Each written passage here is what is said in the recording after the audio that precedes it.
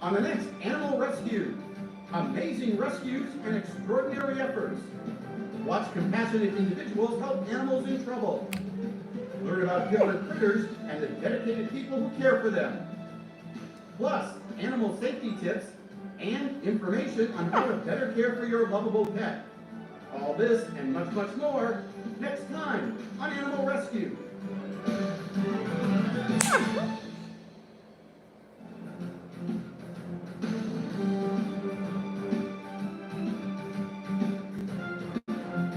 Okay, so this is Dog Tales, Season 9, Episode 2. At-risk teens train dogs, teaching tricks, the Cairn Terrier.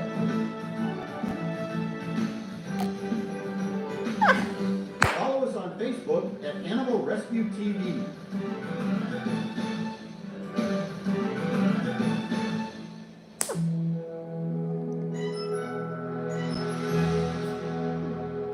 College Gym Vids fan going live on YouTube, streaming live on YouTube. What a waste. Americans chip away at over $21 billion a year by overpaying on car insurance. America's premier dog lovers magazine show.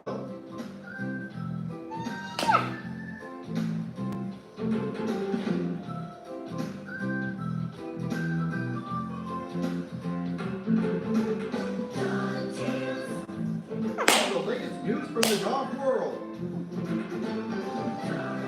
Right now on this edition of Dog Tales.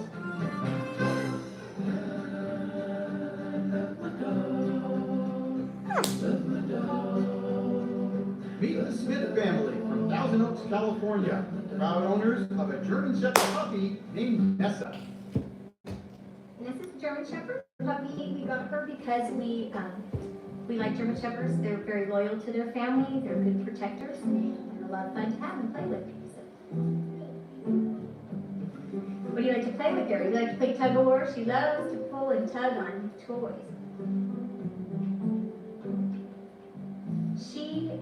Nessa is she's a very good listener for 3 months old. She's really good listening already. She just has a really great personality. She loves the kids. She's protected, so if there's strangers come, she'll let us know right away. She's very obedient already at a young age, and we haven't had her to any obedience school yet. I really like when she kisses me when I'm laying down because it tickles. Yeah, it's tickly. The kids have grown up with dogs, so it's great to have a puppy. They've had the older dogs all along, but they're used to dogs and used to being around them. Something I think it's great for kids to just not be afraid of them. And no, we've always had large dogs.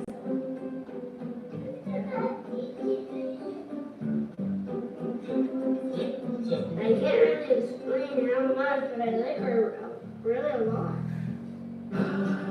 I love my dog. Love my dog. Thanks to the Smith family for inviting us to their home and sharing their dog tales. I love my dog. Love my dog. Love my dog. Love my dog.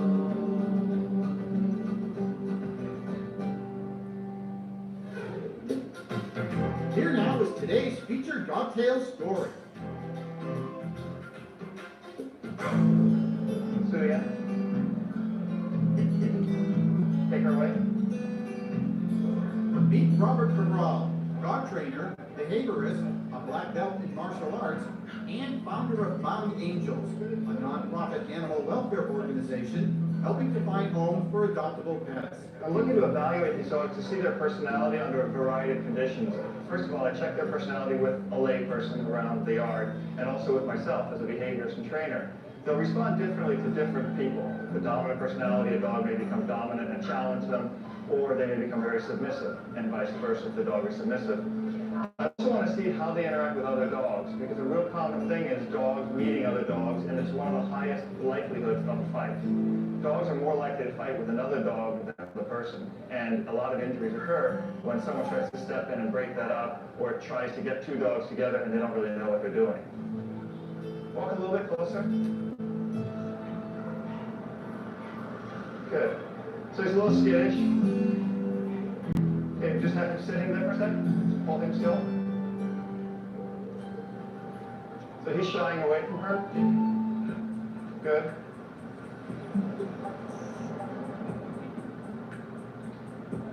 So that's a good sign to take food easy in front of each other. Today, Robert is evaluating possible adoptable dogs to participate in high school training programs with at-risk teens through a group called Canine Connections. In this program, we take at-risk youth and pair them up with shelter dogs. So they'll socialize the dog, they'll train the dog, they'll give the dog a chance. And by doing that, these dogs become reacclimated with human beings and other dogs in the program and get a chance at life again. Dominance is not a negative thing. Dominance can be a positive thing. A dominant dog can get along very, very well with a submissive dog. Two submissive dogs can get along very well. Two dominant dogs will usually vie for a position of alpha.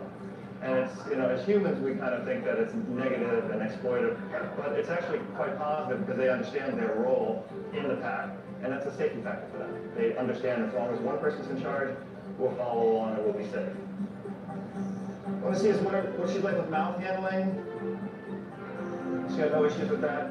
Ears, head, eyes. So this usually would spook a dog if they had any issues. And it's one of the things that I like to check with children because children are going to do nutty things. If they're not taught properly, they just will walk up to a dog and go, "Hey, doggy!"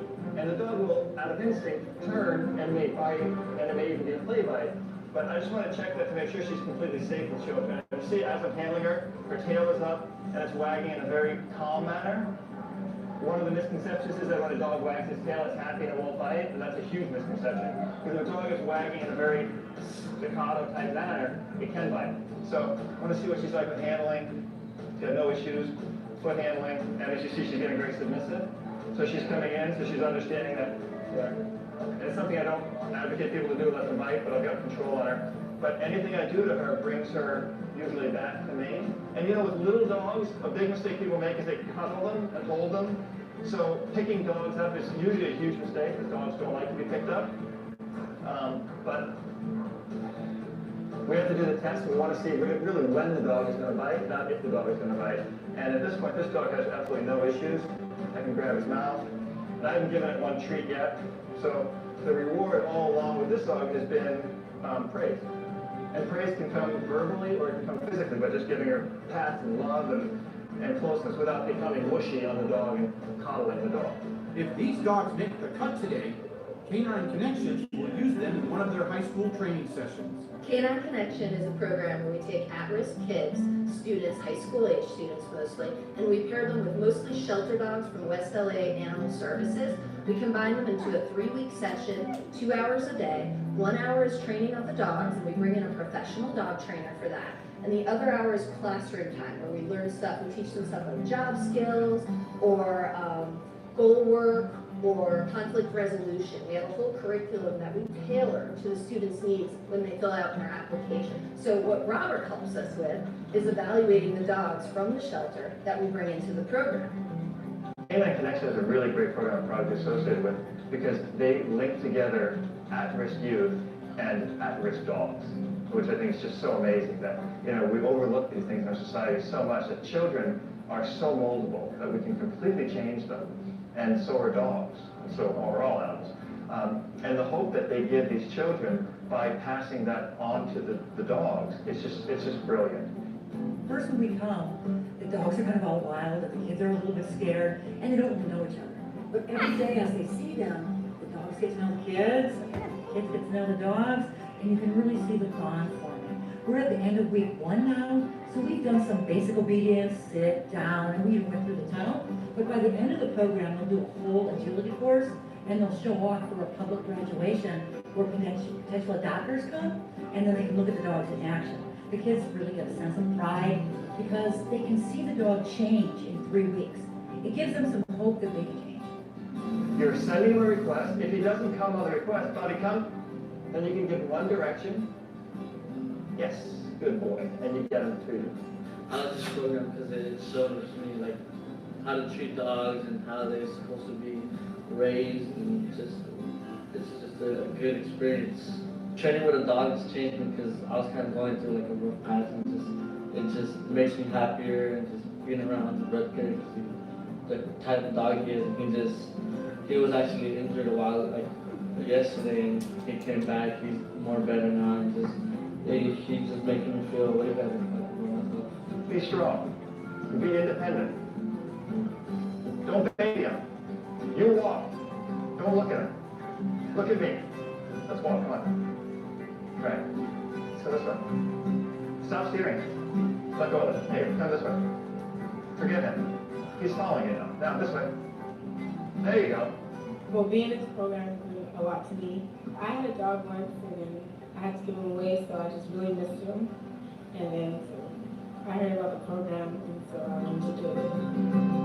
What I enjoy most about the program is watching the students become empowered through working with animals. And we call it the magic of bringing kids and dogs together. And it's a really beautiful thing. We have a 100% adoption rate, and we have positive training methodology, and that all together brings together a really neat package for that.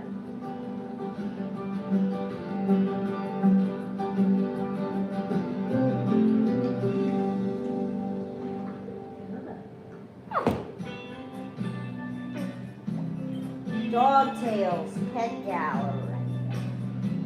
Leia with Loki and Thor. Where'd you get that silly grin? Toodles, Sassy, and Darla. With the hair above your chin. Delta And I Rose. would do anything, Trixie, Washington. anything for Odin. you. Star. And silly grin. My friend, where'd you get them big old ears? Man, them ears go on for years and years, and I would do anything, I'd do anything for you and that silly grin, for you and that fuzzy chin, for you and that big old ears, for you and all years. Diesel, Jeffersonville, Indiana. Teddy, Mandy, and Peanut. You are my Chico, friend. Encino, California. Gus, Salem, Oklahoma. Quincy, Garden City, New York. Rooney, Bell, Portland, Michigan. Here's a helpful training tip for all dog owners. The more things that you teach your dog, and the more ways that you have fun with your dog, the more you'll stimulate his mind and build that bond between you. Teaching tricks is a great way to do this, and tricks actually have some good behavioral benefits. One of my favorite tricks to teach is pretty easy for most dogs. It's called spin. When we compete in agility with dogs, we often teach them actual directions, like left or right. To teach spin, get a nice yummy treat, put it right on your dog's nose, and guide him around in a circle. Once he gets good at it, then you can start pretending to have a treat in your hand, making the same motion to guide him in a circle, and giving him the treat from the other hand. Most dogs will be able to turn one way easier than the other. So when you first teach it, find the way that it's easiest for your dog to spin, clockwise or counterclockwise. Next up, our Spotlight Breed, plus where you can go to adopt a new friend, and much, much more on Dog Tales. Nearly 110 million people were victims of cybercrime last year. There was a victim of identity theft every 3. You're 60 with. Sure. Spotlight Breed. 105 For every 11 minutes. For a free Life Alert brochure, call 1-800-578-1945. That's 1-800-578-1945. Call now, 1-800-578-1945.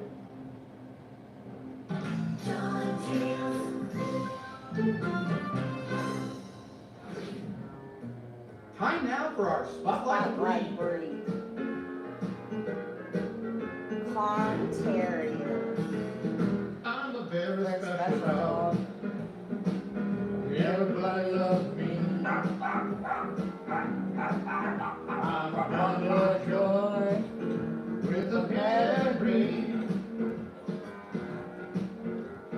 terriers are very, very intelligent. Although, keep in mind, they are terriers and they do march to their own drum.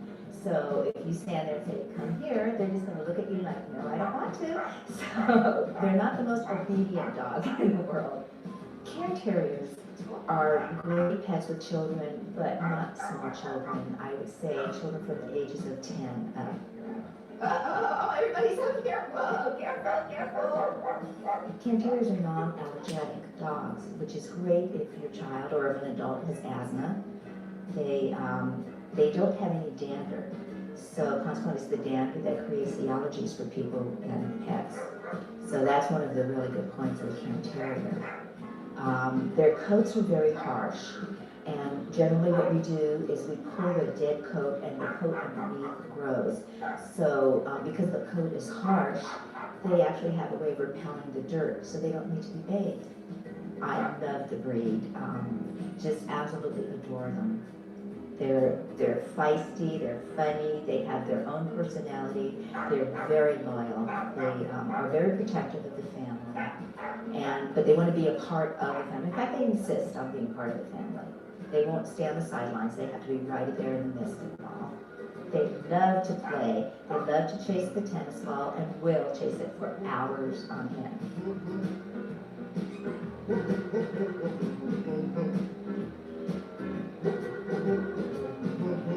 Let me pause this. Breed, Cairn Terrier. Country of origin, Scotland. Temperament, child-friendly. Additional comments. Can be independent and stubborn. Famous example is Toto in The Wizard of Oz. Everybody loves me. Looking for a new best friend? Try your local animal shelter. Well, we found Lilo in a shelter downtown.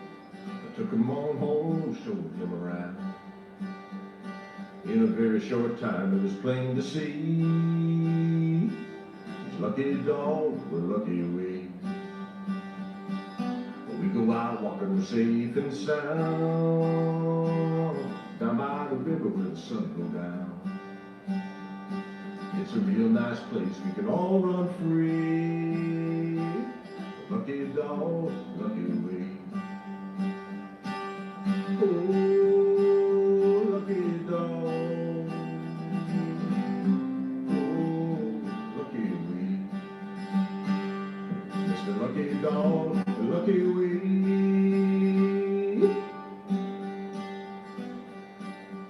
Give these precious pooches a good and safe home.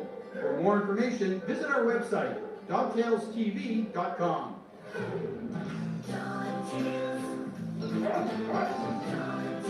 Don't go away, we'll be right back. Are you putting off getting life insurance because you think it's complex? It's box with stuff to clean that. One of you get the best sleep of your life. Code on the screen, and when one way of saying hello to, and we can pay. Best friend, the only.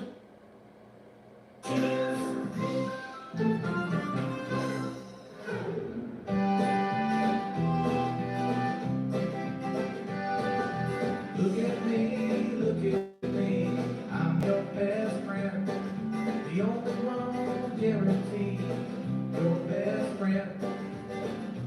Well, don't away, right here I'll say, you can count on me. Look down here and you can see, your best friend, gonna be right at your feet, your best friend. From nose to tail, without fail, you can count on me.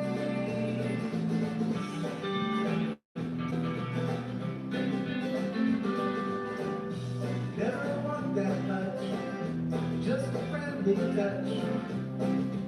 You can count on me. Look at me, I'm your best friend. The only one guaranteed, your best friend. Let the frisbee sail, see my wagging tail.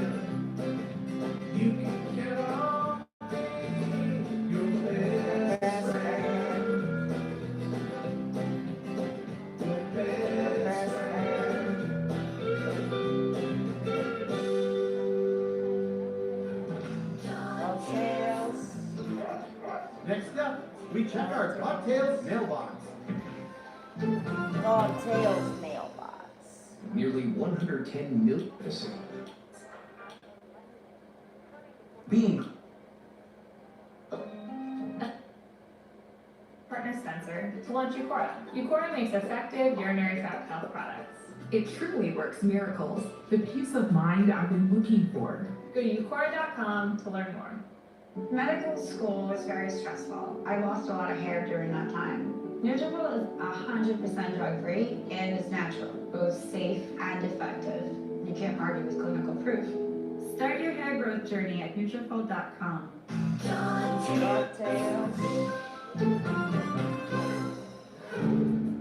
Time now to check our Dogtails mailbox. Let's read the mail. Bill from Springfield, Massachusetts writes, Bill from Springfield, Massachusetts. Rucker is my pride and joy. He's an Australian sheepdog who became part of our family 4 years ago, always looking for food. He nevertheless patiently waits each day at dinner time by his bowl, knowing we'll never forget to feed him his meal. Rucker is my pride and joy. He's an Australian sheepdog who became part of our family 4 years ago.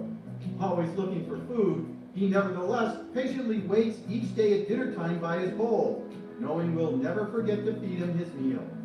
Joanne from Tallahassee, Florida tells us, I adopted my dog Billy when he was just...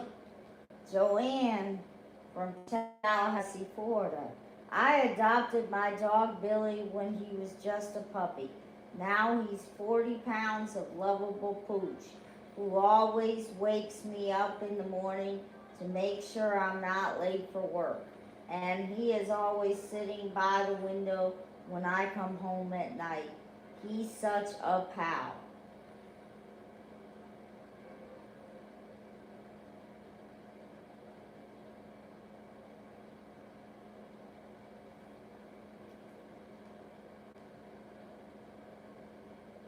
Lovable Pooch, who always wakes me up in the morning to make sure I'm not late for work. And he is always sitting by the window when I come home at night. He's such a pal. And Candy from Long Island, New York writes, my Yorkshire Terrier Gumdrop is... My Yorkshire Terrier Gumdrop is a feisty but adorable friend who always follows me around the house. She barks to let me know if someone is at my front door and doesn't mind crawling under the blanket at night with me when I go to bed. The feisty but adorable friend who always follows me around the house. She barks to let me know if someone is at my front door and doesn't mind crawling under the blanket at night with me when I go to bed.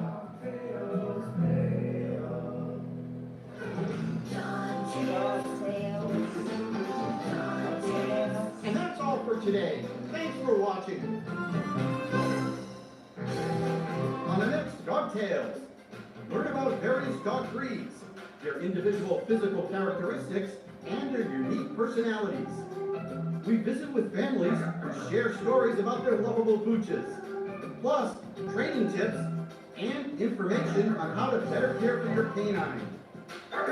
All this and much, much more next time on Dogtails.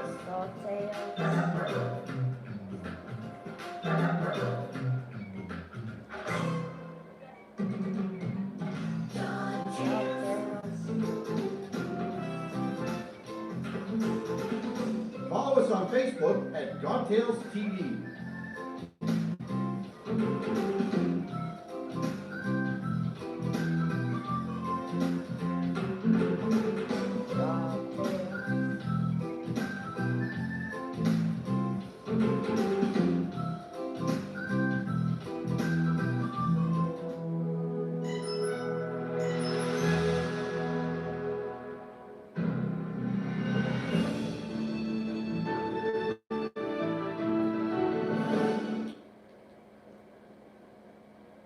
Okay, I will delete Dogtails from my DVR. I got the Heavenly Kids. recording.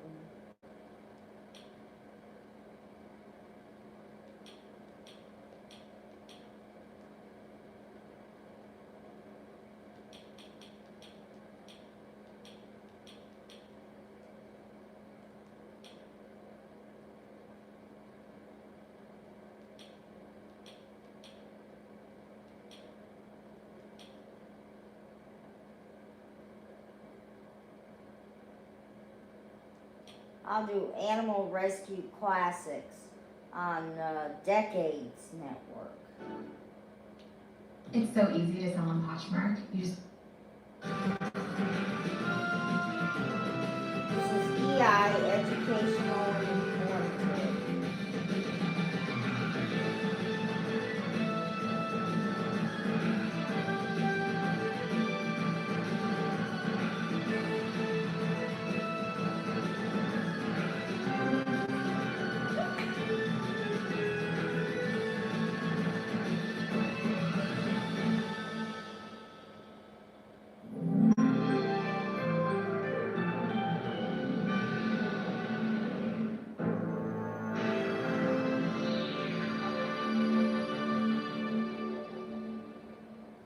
The following programming is EI, educational and informative.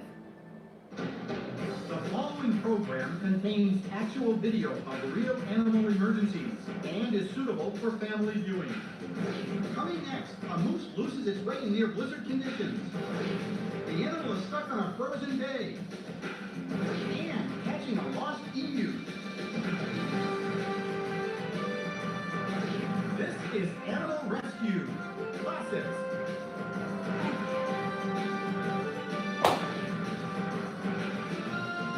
Alex Payne, host, Animal Rescue Classic.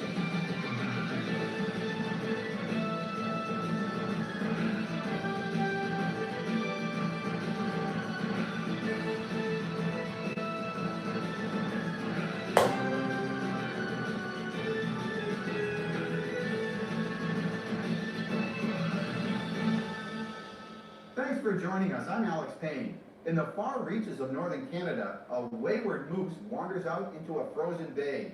But the slippery surface makes it impossible for the animal to return to safety.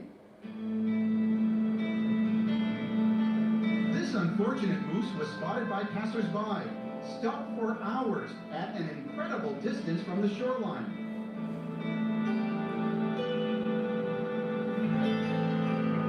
First initial onset, when officers assessed the situation, they weren't exactly sure about ice conditions and things like that. And at first it was believed that the only option was possibly dispatching the moose. Once things lightened up at around 8:30, they had a chance to reassess the situation. They were able to see that there was a chance of getting out to the moose and trying to help him.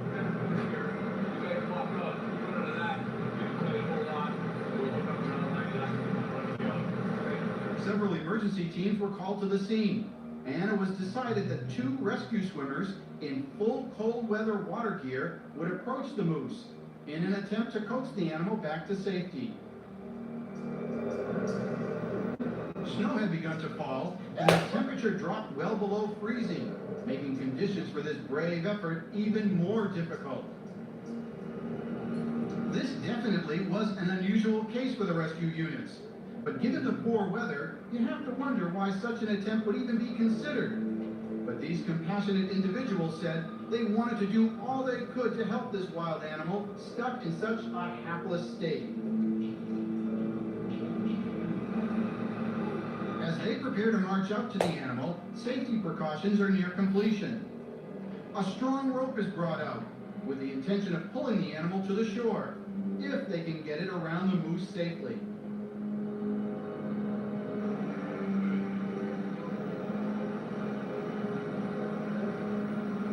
Slowly nearing the seemingly tranquil animal, the 2 rescuers really don't know how the moose will react. Remember, this is a wild animal in distress, albeit one that can't stand up right now. Or can it? The presence of the rescuers appear to have given the animal a new impetus to get up. But unfortunately, the ice is too slippery.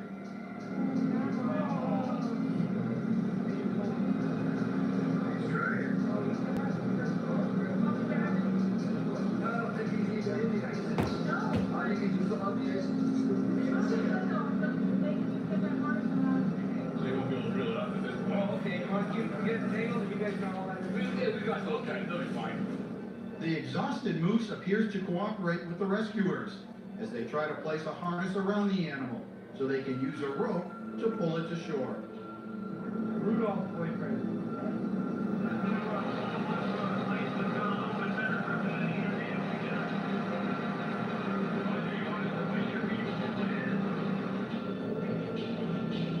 But pulling the large animal over the ice is not as easy as the rescuers think, especially since the moose attempts to gain its footing from time to time and then slips back down on the cold surface. The weather is also getting worse. Blowing snow decreases the visibility. However, the rescuers don't give up.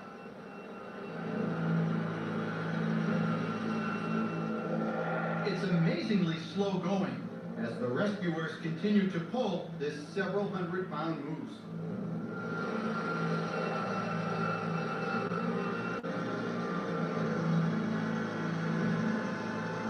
I'll tell you what I'll do.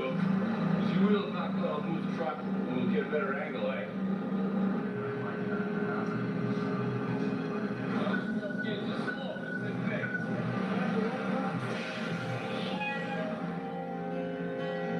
Little progress is made as the moose still wants to walk, but can't gain any traction.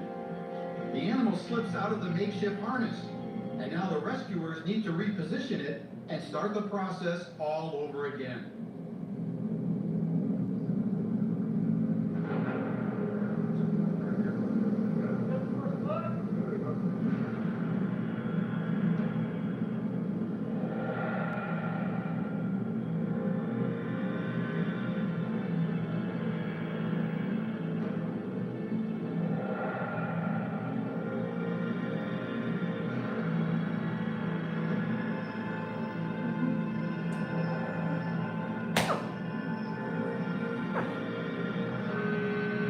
It finally is up.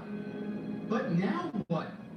The rescuers still aren't convinced the moose is out of the woods yet, or in this case, off the ice.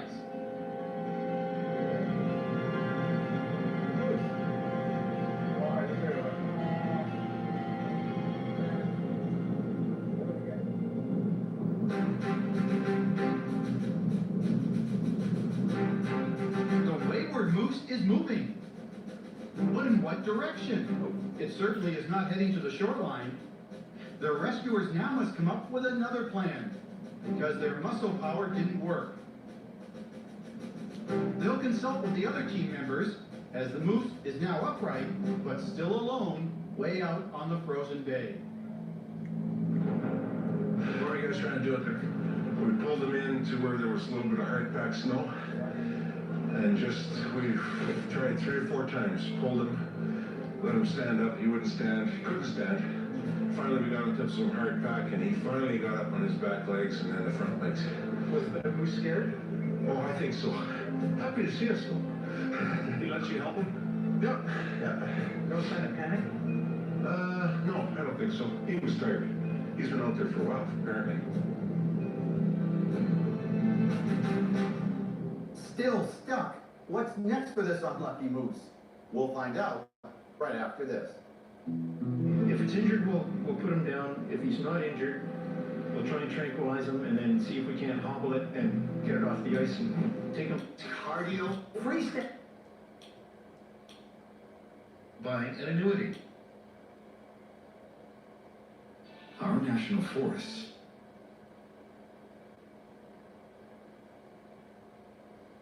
He's just standing there. We're just waiting for the animal to arrive to see Showcasing what the next step will efforts be. of compassionate individuals helping all kinds of animals in trouble. The animal rescues is not just on Decades Network, it's also The on new plan calls for a Crime snow Network. vehicle to approach the moose carrying wildlife officials who hope to tranquilize the animal so they can pull it off the ice. Hopefully what we're going to do is we're going to go onto the ice with the Argo and lift them on carefully with a little 4 guide right onto this platform here. and then drive him out so we don't have to drag him along the ice and he doesn't get any gouges in him and start bleeding, and that would be probably the best thing to do. The quickest way to do it too.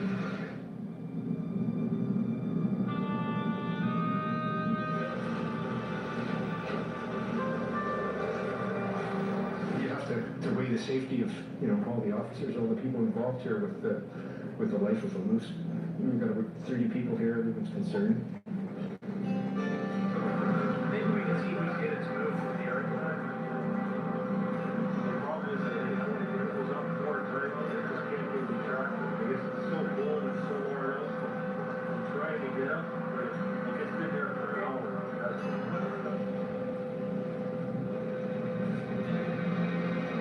If it's injured, we'll put him down. If he's not injured, we'll try and tranquilize him and then see if we can't hobble it and get it off the ice and take him somewhere where he should be.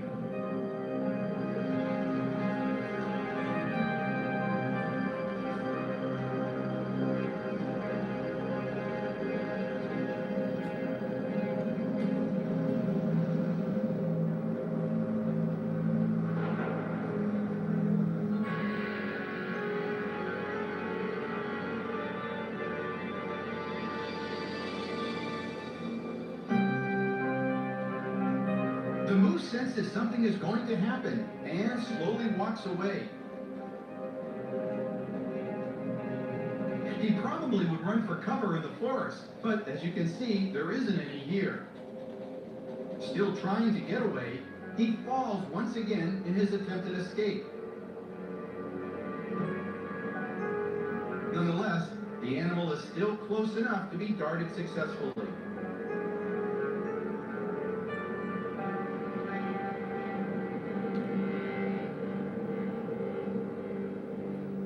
The tranquilizer is safe and does no harm to the animal.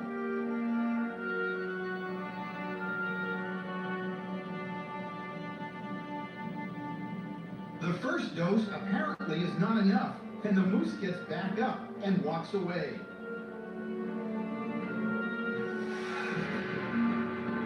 So a second dose is administered, and this time it works. The drugged animal is now ready for the rescue team to load onto the wooden platform to be pulled back to shore.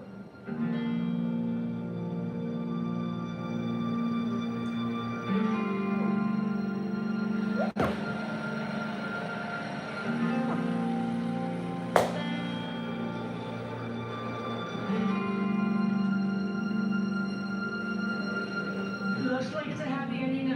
Right now, he seems to be doing pretty well. We're going to move him as fast as possible. That's the idea here. The sooner we can get him into his own environment, and the ministry will give them a drug to reverse the effect of the tranquilizer, get him up and get him going as soon as possible. We're going to follow through the operation to the end. Looks like a happy ending,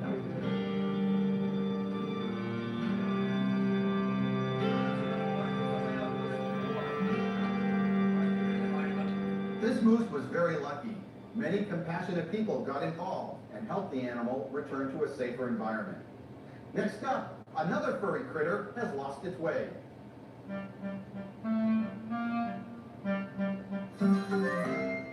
Elsewhere, this cat pays an unexpected visit to a quiet neighborhood.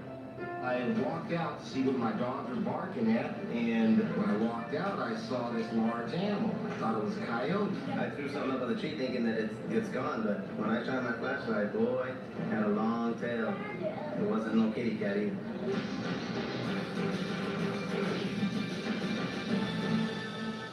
With Life Alert, one touch of a button can get you help fast.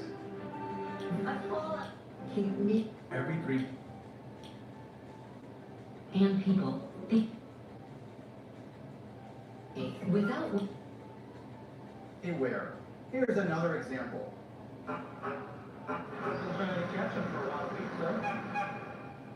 This emu is really lost. Certainly he doesn't want to end up here. But where to go? The LA County Sheriff's Department is alerted, but it's a call that's most unusual.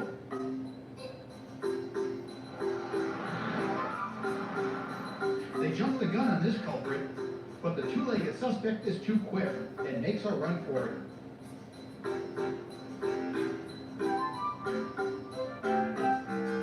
Trying to hide from the law is never a good idea, and now officers call for backup. It's the Department of Animal Care and Control. They will know how to deal with this fugitive.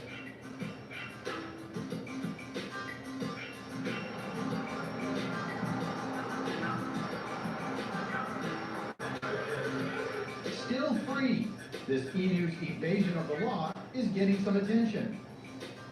But watch out, the law has finally collared him.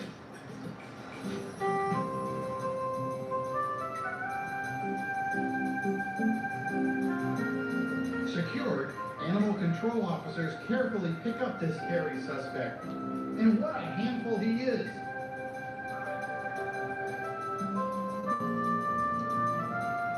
The fugitive critter is placed in the truck, although he puts up one last struggle. That's it.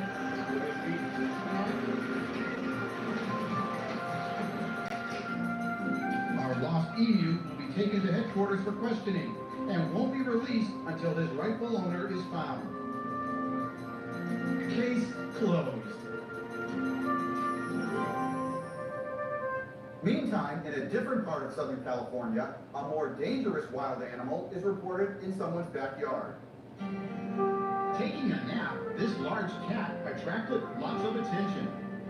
I walked out to see what my dogs were barking at, and when I walked out, I saw this large animal. I thought it was a coyote. I threw something up on the tree thinking that it's gone, but when I shot my flashlight, boy, had a long tail.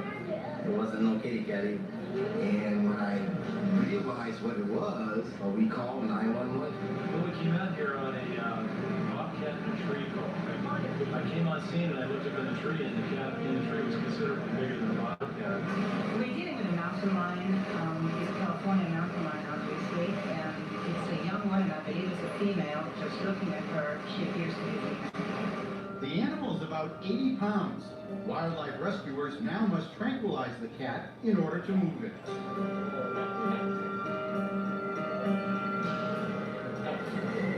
She's not, isn't she? Not her little man now. She's lying down there now. Yeah, good. She's like trying to hold on to everything that's right. Okay. Whoa! Outstanding. They deployed the tranquilizer guard.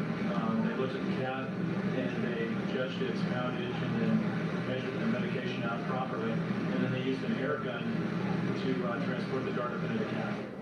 It's actually a little bigger than I thought.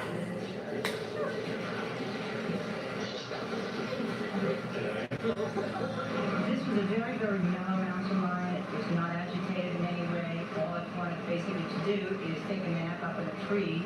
But still, a mountain lion potentially a very hazardous animal, and all precautions that were taken tonight were necessary.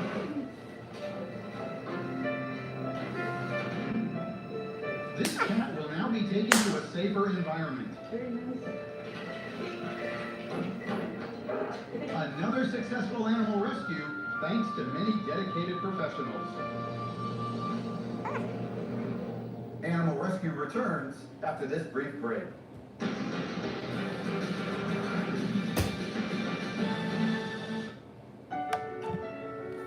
Mr. Rogers said, look for the helpers. You can always find people who are helping. And this is what I love to do. And I'm going to continue going to work day in, day out, and providing help to those that need it.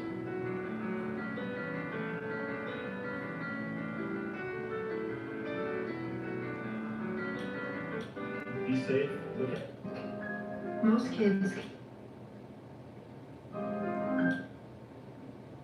And D and calcium. Also give your pet fresh fruits, making sure you've washed them thoroughly. Feed him peace.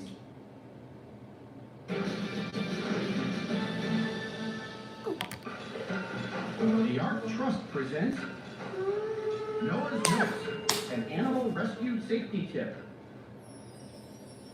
If you own a pet bird, you know it needs special care. Improper or poorly balanced diets are leading contributors to bird disease. A diet of seed alone is deficient in vitamins A and D and calcium. Also give your pet fresh fruits, making sure you wash them thoroughly. Feed in moderation 2 to 3 times weekly in small quantities, but remove uneaten portions at the end of the day.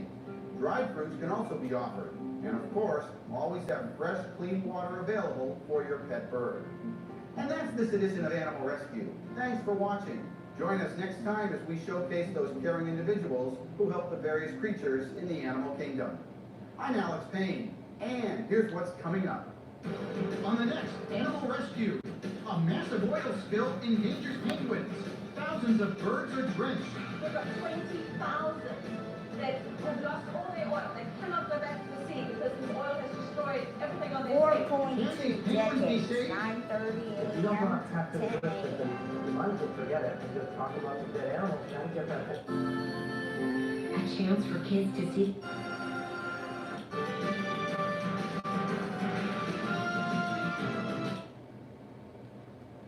Okay, I think I'm gonna delete Animal Tales or Animal Rescue from my DVR because I watched it already.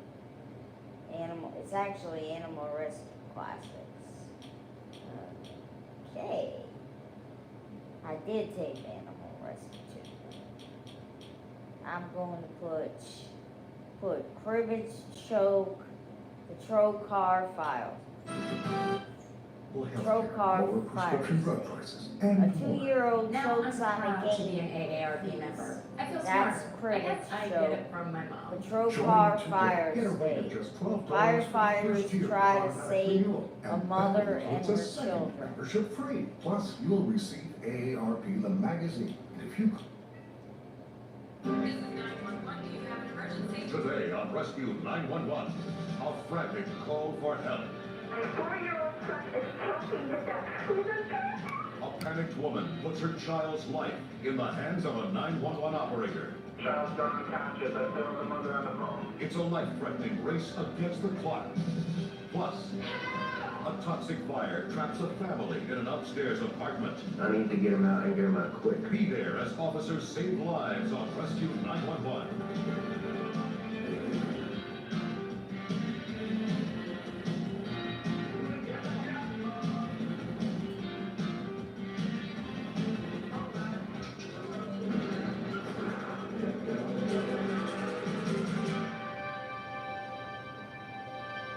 John Luther and his wife Kay tried to make their home in Honeyoo, New York, a place where their children could thrive and have fun growing up.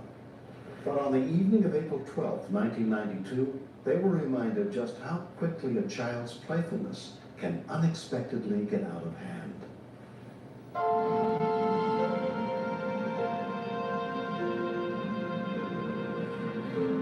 It is about 6 o'clock on a Sunday evening. Shane and Kyle were wrestling with me. Hey guys, stop the wrestling. The house was quite cluttered with toys, so I decided I'd pick up the house. Come on, boys.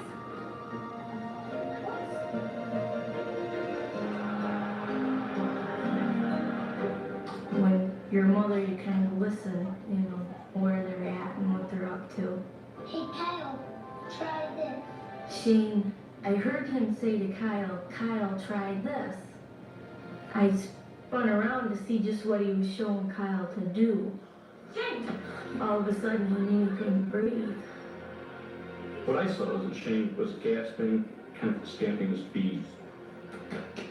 I hit him probably 2 or 3 times on the back. That didn't work. My next reaction was to give him a Heimlich move. The hitting on the back, the Heimlich, wasn't working.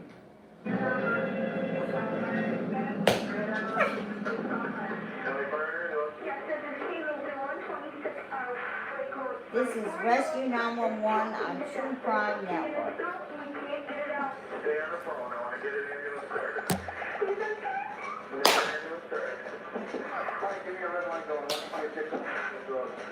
Help was immediately dispatched, but the advanced life support paramedics were 25 miles away from this building.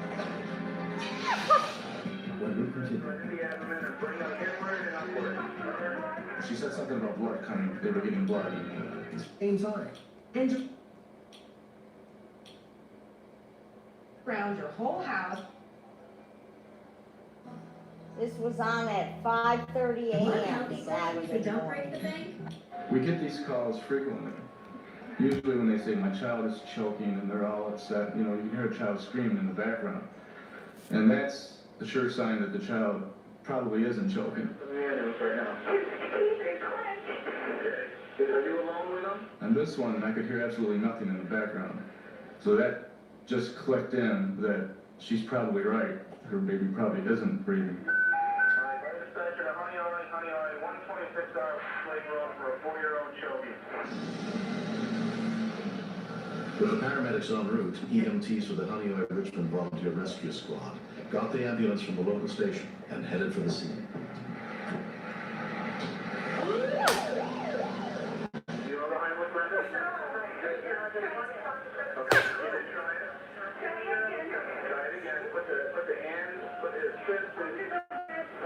Right into the abdomen and bring them inward and upward.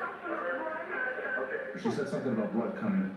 They were giving Next, blood. rescue 911. So I knew that this isn't right. Now, Is the child conscious?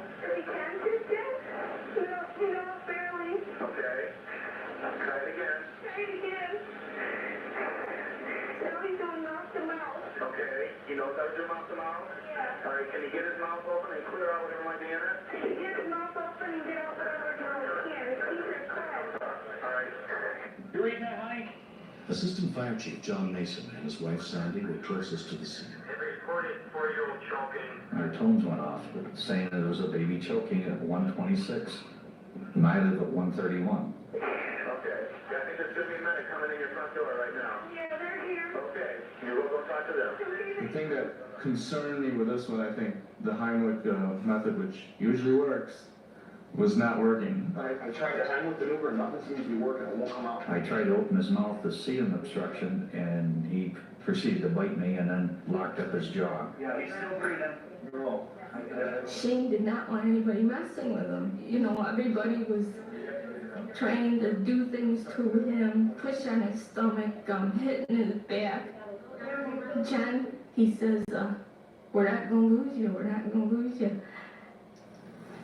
And at that point, I knew that he was in really big trouble. I would say I was in a state of panic at that point. I felt absolutely helpless. And it's probably the first time in 25 years in the fire service that I felt that way because of not being able to correct the situation.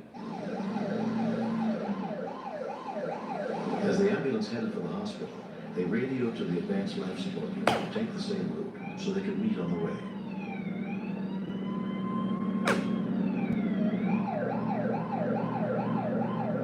Among the rescuers treating the little boy was EMT Leestat. We tried the Heimlich maneuver and some abdominal thrusts. It just didn't do anything. His lips are blue, his fingers are getting bluer. He's just getting oxygen. That's all there is to it. I've done a lot of calls. Sometimes a feeling will come over you where you know something tragic's going to happen to that person. In fact, sometimes you can almost predict that they're going to die.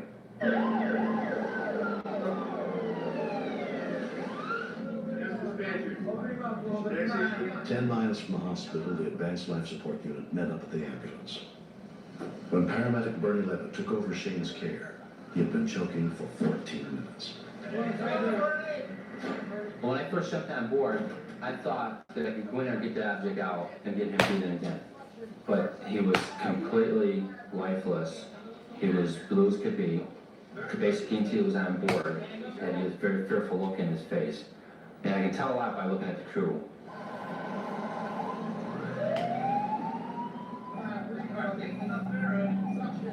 I couldn't see anything but his vocal cords.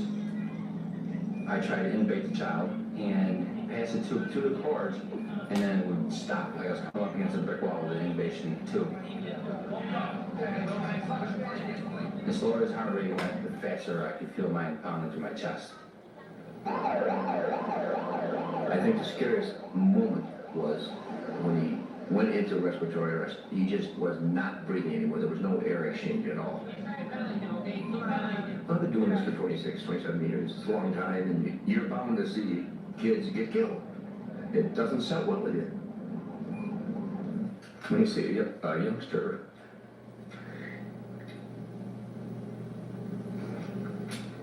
in a situation like that, or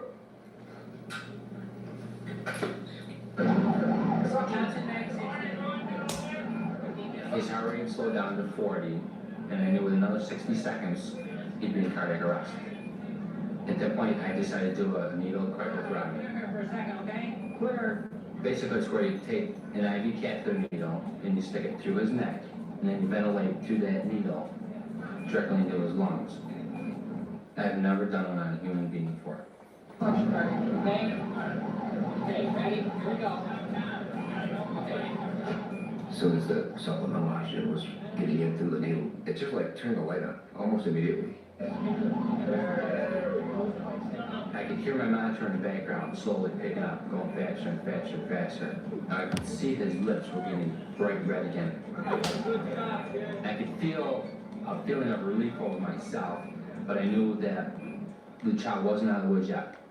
The peg, shaped like a golf tee, was still lodged deep in 4-year-old Shane's throat when he was admitted to Thompson Hospital and put under the care of the emergency physician, Tom Benzelli.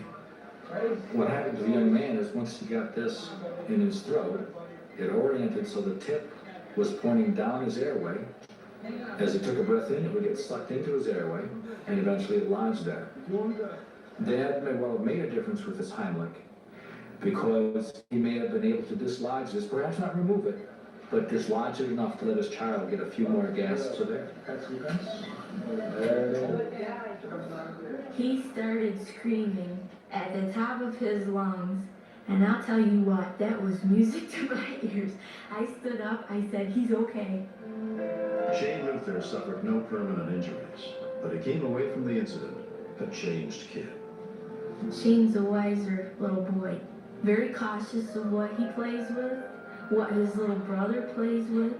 If Kyle tries to put something in his mouth, sliding Shane's down the right there, slide. takes it right away from him. It's not always a happy ending that everybody sees, like on TV. The first thing I thought of as I was working on him was my own child. How you doing? Being a father myself, thinking about the father sitting up there, looking completely shocked. I could feel what he was feeling inside.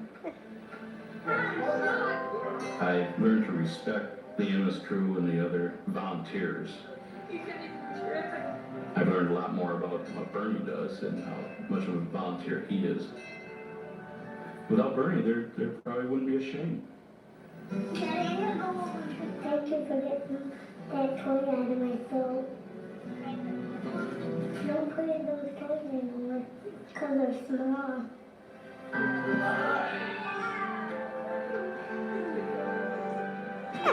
Next, the heat was so intense she couldn't get out the door. The only way out was the small bedroom windows, approximately 25 to 30 feet above the ground. Good cut. One. These testosterone levels, yeah. Next on True Crime Network. See, they have all the Rescue 911s on there. It's a Rescue 911 marathon.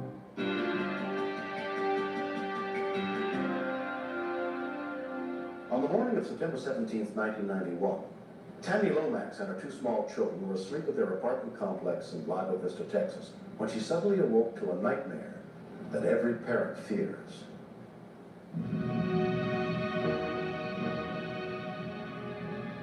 Apparently the mother was asleep in bed with her 3-year-old son, and she awoke to find that the room was full of heavy smoke and heat. Come here.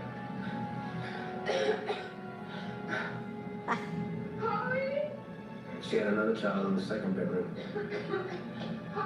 The heat was so intense she couldn't get out the door. The only way out was the small bedroom windows that were approximately 25 to 30 feet above the ground.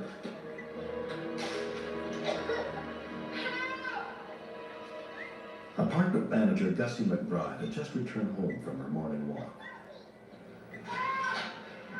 I was in my office and I heard someone calling for help.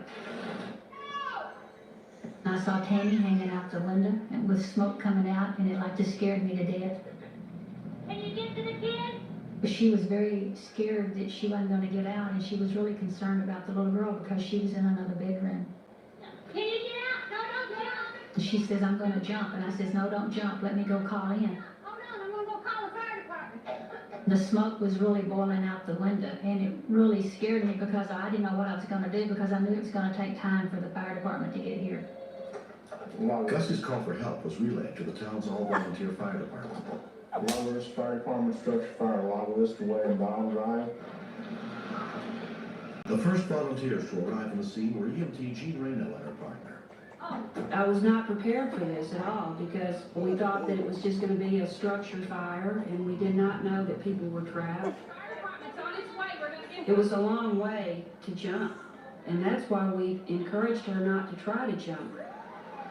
While the EMTs looked for a ladder, Lago Vista police officer Tony Estes arrived. The lady said she wanted to jump. I told her, stay, I'll try to get you out the front. I checked the doorknob. It wasn't hot.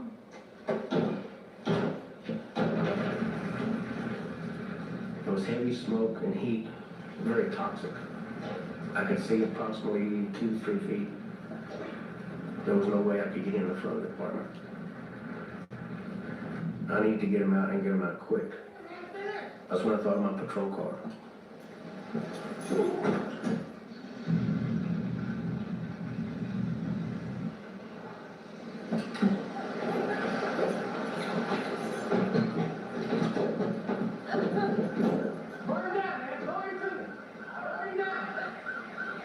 Volunteer firefighter Jim Tully got to the scene almost immediately.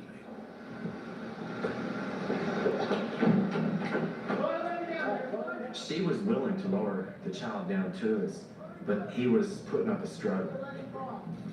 The building itself was almost to the point of flashover, which basically means that everything in the building was to the extent of becoming so hot where even the air catches on fire.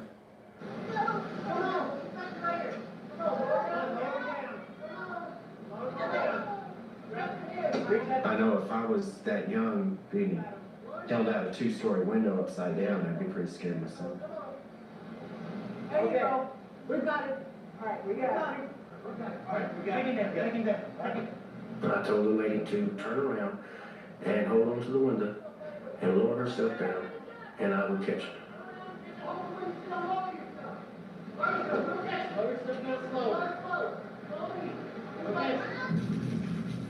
That's it, we'll catch you. All right. Okay, we got you, Turley. Okay.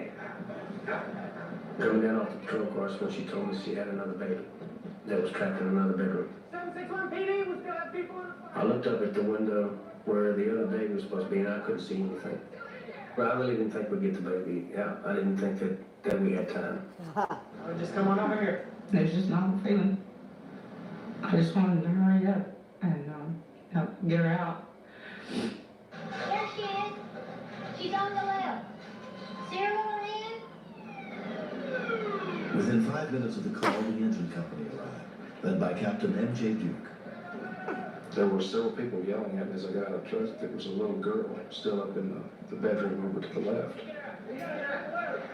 I really didn't know she was still conscious because the heat and the smoke was so bad. When you have that much smoke in a building where it's starting to come out of the cracks, you know that it's pretty well saturated in there, even down to floor level. I didn't put on self-contained breathing apparatus because I knew the time was real crucial. I was afraid of getting glass on her, so I moved over one window.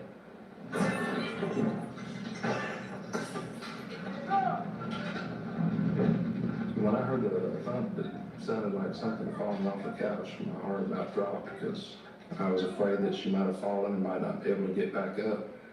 And I knew there was no way that I could reach her from where I was had she fallen off the couch. See her? I can't see her anywhere. All I could do was stand there and wait for him to get Holly out. I actually thought, no, she's not gonna make it. You know, we're over here together and we're gonna get out and she's not gonna get out. You know, it was, I didn't even wanna think about it. All of a sudden, she stood up there in front of me.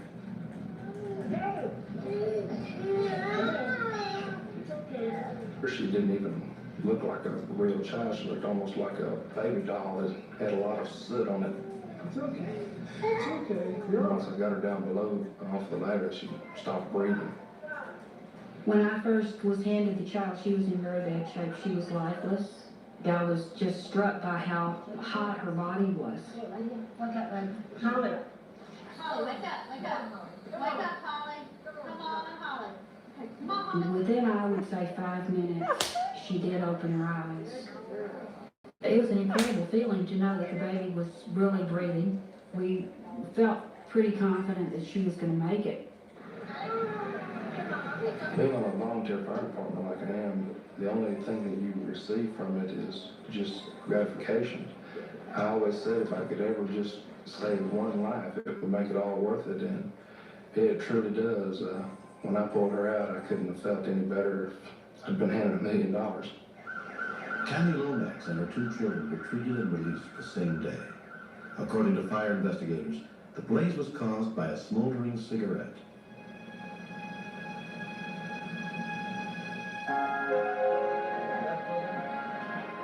Two months later, the Lomax family has begun to put the painful memories behind them. And I didn't know what I would have done if I'd lost heart. If it wasn't for the fire department and the volunteers and the policemen and everybody, I don't think we would have made it out. They really worked hard and fast. And I'm just grateful to all of them. Yeah. Her husband Mike is also grateful. When I see my kids today, I look and just see how lucky I am. Because, you know, I could not have them out in the yard watching them play. I thank God that they're safe and, well, you know, they're still here. Now they're Some having did come from pizza. this. The volunteer fireman, Jim Tully, that helped the policeman rescue us, we're real good friends with now. Him, his wife, and his little girl. We see each other just about every day. The most important lesson to be learned here is be careful with cigarette smoking, because anything could happen. If there had been a smoke detector in this building, they probably could have gotten out before it turned into a life-threatening situation. I think it's really important to have smoke detectors in your house, apartment, condo, whatever you live in, because it could save your life. When I see my kids today, I just thank God they're my life. I think we're really lucky family. Really lucky. There has never been a better time to join AARP. This special offer gives you exclusive access to hundreds of AARP discounts, programs. Okay. I'm gonna delete that. Oh, Sing's on. I love that movie.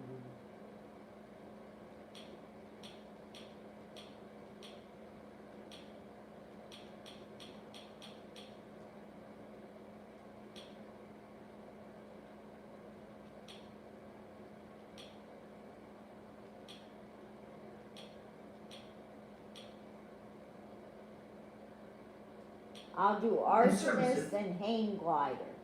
Jet skiers rescue down hang glider. Mechanisms of how a member of the medical profession can murder with ease.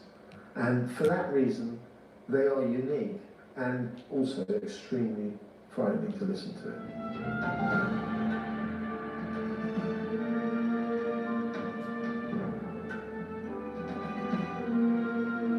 That was Conversations with a Serial Killer ending.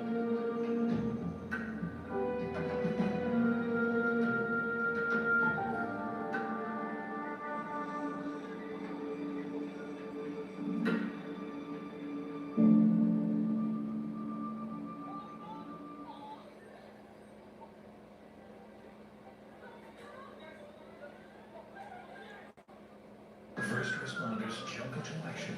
Rescue 911 next. This is 911. Do you have an emergency? Today on Rescue 911, a weekend adventure goes wrong. He's in. Go get help. A hardcore hang glider takes a plunge in icy, shark-infested waters. I didn't know if he was going to survive. Watch as a Marine rescue WFAA to save another. 8.3 Dallas, Plus, Texas. So what you gonna do us next? an arsonist uses 911 to pull up Frank. But he's messing with the wrong crowd on Rescue 911.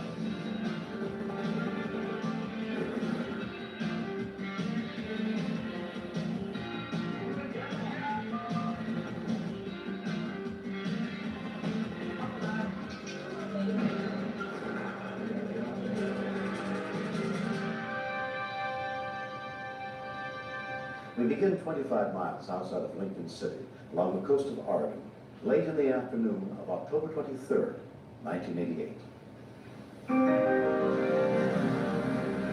In the wintertime, it's real cold. Our ocean's very cold here. You lose body temperature 5 times faster in cold water than you do in say, cold air like up in the snow.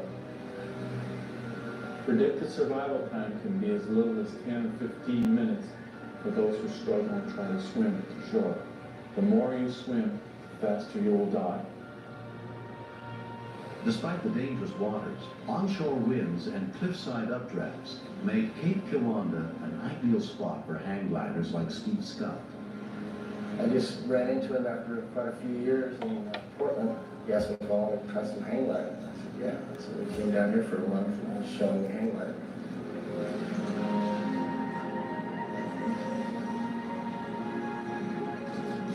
While Rex Willie was new to the sport, his longtime friend Steve had flown from his bluffs many times in the past 8 years.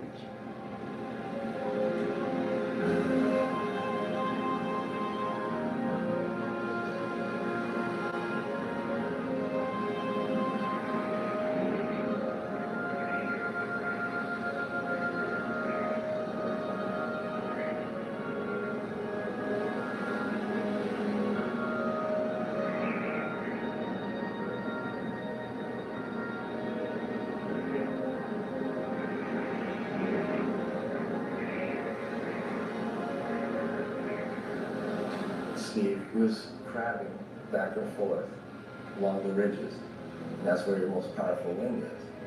And you can just float there forever until you want to come down.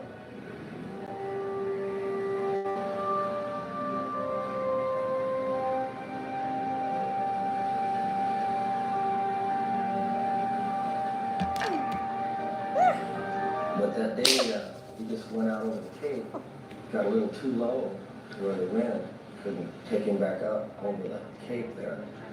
And he tried to do his maneuvers to gain wind underneath his hang glider, and he was just going farther and farther below the cliff.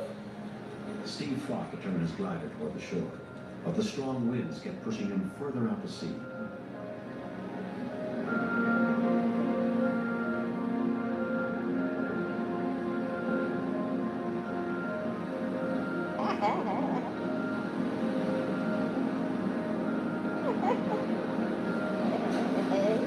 He's in. Go get help. We need some help out here. When he went in the water, that was the scariest. Now what do I do? I didn't know if he was going to survive. I mean, that's a friend I've known for years.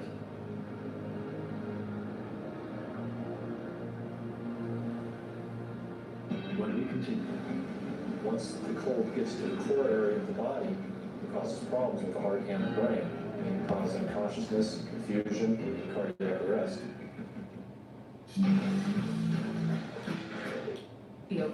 It's a which is The sun.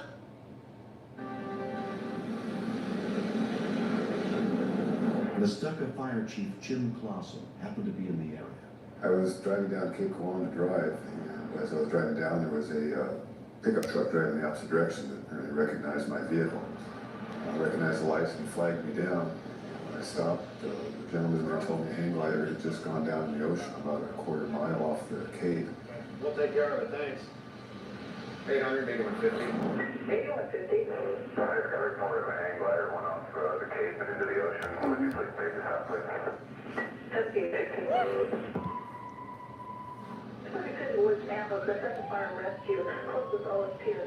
An ambulance was immediately dispatched, along with a specially trained volunteer water rescue squad.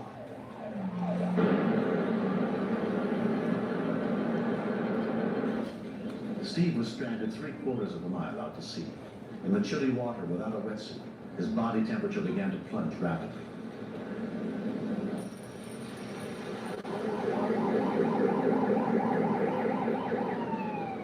People with water rescue equipment began arriving within minutes. It's not a regular jet ski. We have what's called a wedge that wraps around it. It's a flotation device that causes the jet ski to act. That's a stand-up jet ski, the Kawasaki, Was one not of a the first members sit-down of the jet. Mexican Volunteer Surf Rescue Squad on the scene. Jim was already there, ready to go. And he said, "Who's going?" I said, "Well, I am."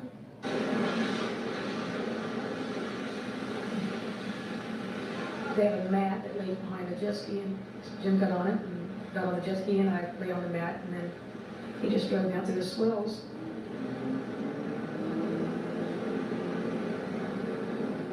We had never actually performed an actual rescue with this equipment. And possibly instead of going out rescuing one person, there may end up being other people having to come out and rescue 3 of us. Spotters along the shore used flags to direct the jet ski to the hang glider. Because of the 16-foot swells, it's impossible to just look out across like you would a lake and see somebody, because they're 90% of the time they're buried in a swell somewhere. That same day, an hour up the coast, a shark had attacked a surfer.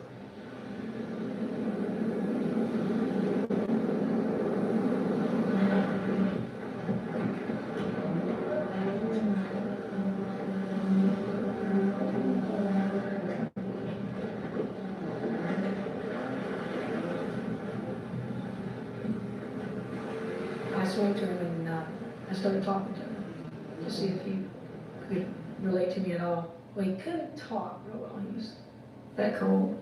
So I just took my life jacket off and put it on him, told him what I was doing, who I was, and made him repeat things to him. She was basically holding on to the jet ski with one hand, holding on to Steve with the other, because he was unable to do anything. And we took off and attempted to head into shore, but it turned out that the jet ski was not capable of pulling 3 people. It had the power to do 2, okay, but we couldn't pull 3. So we turned around, headed back out to where the hang glider was left in the ocean. And Barb and I had a real brief discussion that only 2 of us were going to be able to make it in. Obviously, Steve would have to be one of those people, and one of us would have to wait there at the hang glider while we took him in. Barbara, the stronger swimmer, volunteered to stay behind. I had a little feeling of panic about that point, because I suddenly realized that if I were to do anything wrong, swamp the jet ski, whatever, that both Steve's life and now Barbara's life depended on my actions from that point to shore.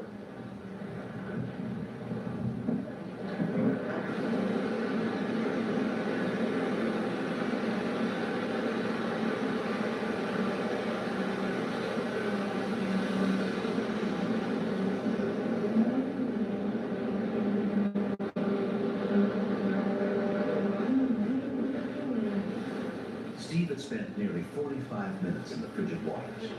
Paramedic Dennis Knudsen assessed his condition at the scene.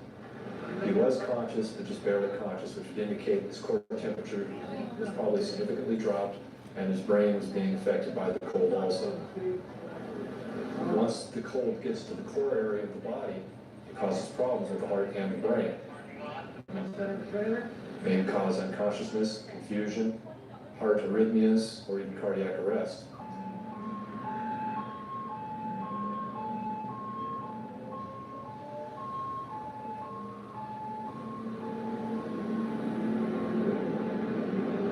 Steve's body temperature had dropped below 85 degrees, a level that could be fatal. This is hot oxygen that'll keep your heart and lungs warm, okay?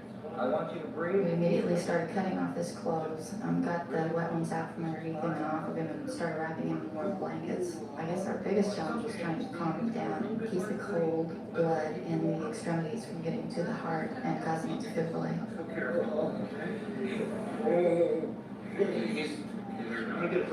After about 10 minutes of rewarming, he started to become a little more combative, which was also indication that the brain doesn't really know what's going on. When Jim returned to the hang glider, Barbara was gone. I started zigzagging up and down the coast, basically, parallel to the shoreline, looking for her, and could not find her anywhere. My second moment of panic hit about that time, not knowing what happened to Barbara, and having a real feeling of responsibility that I had left her there, now could not find her. It was getting dark, with a little bit of fog starting to drift in. Thanks for using locast.org, the nonprofit that makes local, over-the-air broadcast available to everyone. Just $5 each month covers the cost of delivering your local broadcast channels. Please help Locast by becoming a member today. So I started heading in. As I did, and I could see the flags better, I could see the direction they were going. Probably halfway in between where the hang glider was and shore, I found a spot I heard the surf on, with your arms up, flagging me down. When it began to get dark and the jet skis still had not returned, Barbara had begun to swim towards shore.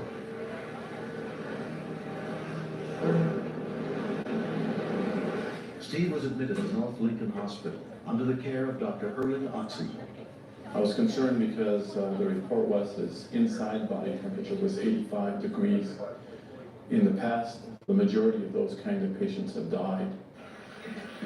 We have a hypothermia card available at all times. We have our team there with our respiratory therapists to give him hot oxygen. Okay, let's raise that a little bit. Then we place 2 large tubes into his abdominal cavity with warm solutions at about 110 degrees. 1 tube to take the fluid in, 1 tube to take the fluid out, because we don't want the cold blood in the extremities going back to the heart, but we'll send warm blood from the heart and lungs out to the extremities. And we try to always warm them from the inside out. Steve's temperature and vital signs were constantly monitored. Over the next 2 hours, his body temperature gradually rose until he was finally out of danger. Okay, what's our temperature now? 96. Good, let's get him ready for transport to the ICU.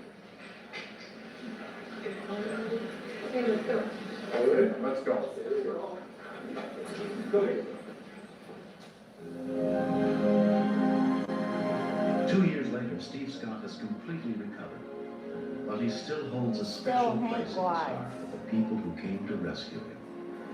Barbara was there floating in the water, and I said, "Son of a gun, I'm gonna live." And she said, "You bet your ass you are." There's a lot of people who will watch and don't want to become involved.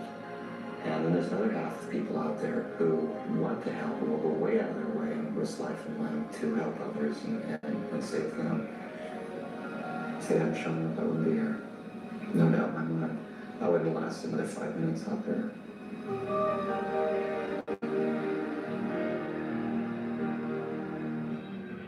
Next. He said he was going to set a note fire the next night.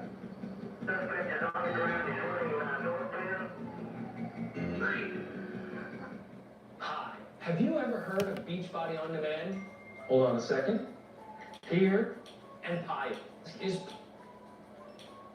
I help manage all of it.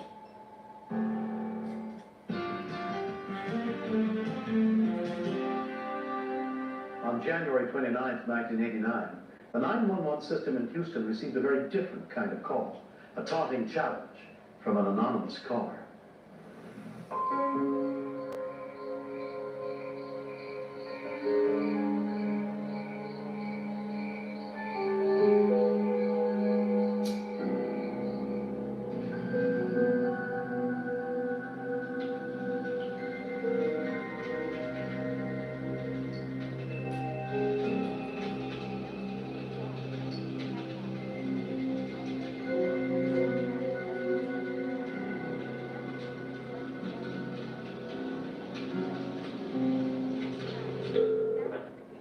Houston 911, what is your emergency?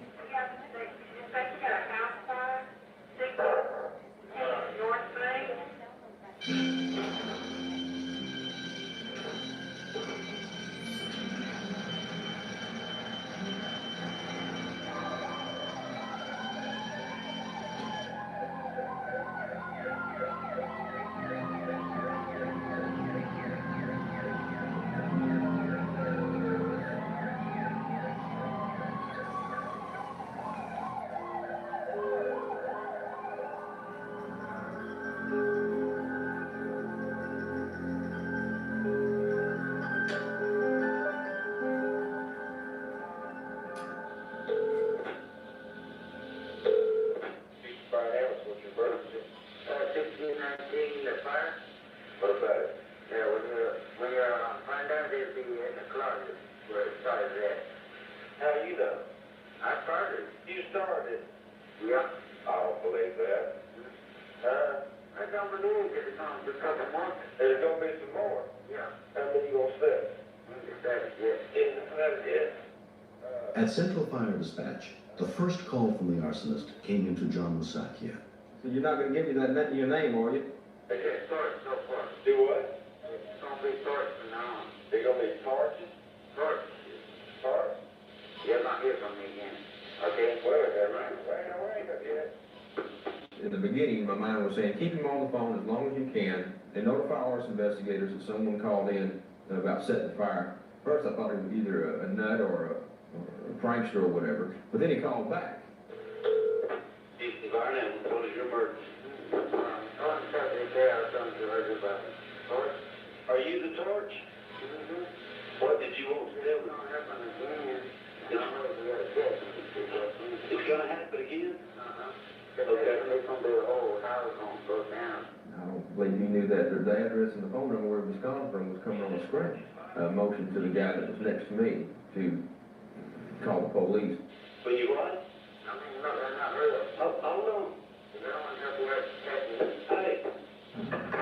This came in from HSD. This man was on the phone saying that he's been setting fires in the area. 6500 North Main, North Main, East 24, there by the payphone. Supposed to be a Latin male. I'll drive down there and see if I can locate him.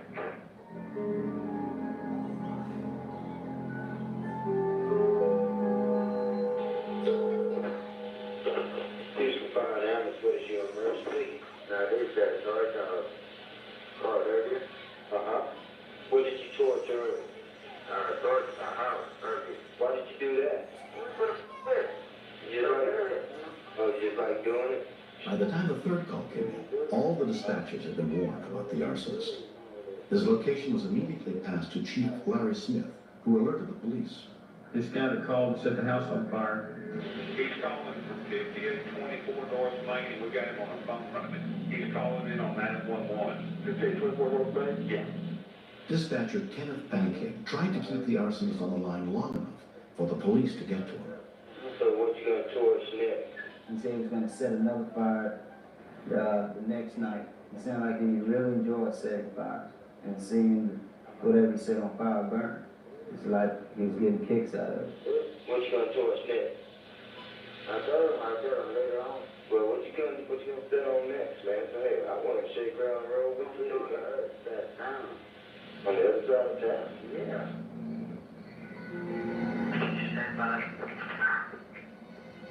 When I was notified by our dispatcher that the man claiming to have started the fire was at a telephone booth, we pulled into that gas station, and sure enough, he was on the phone.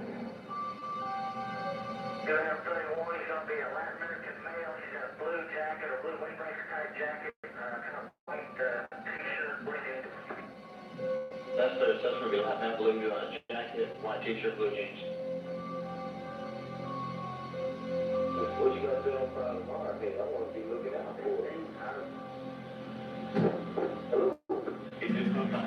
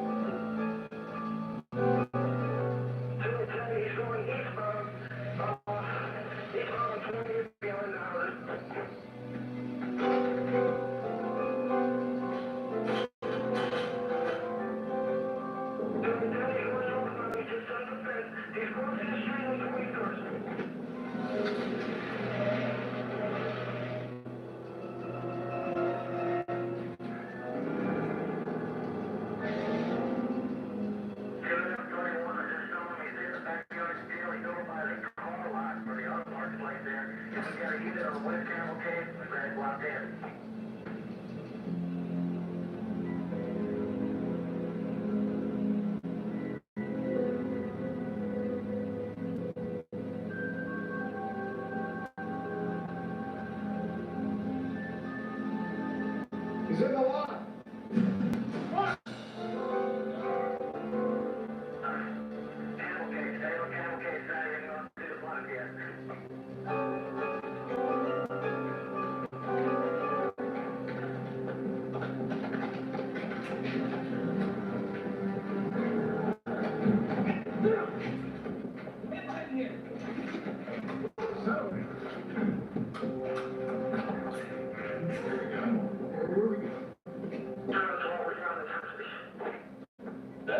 must begin custody at 0400 hours, 23 minutes.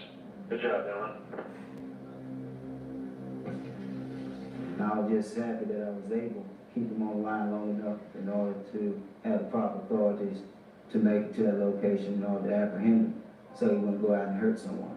The man arrested that night confessed to starting the fire. He pleaded guilty to arson and was sentenced to 2 years. My mom signed up for AARP, but I didn't think I was ready yet until I started seeing AARP benefit.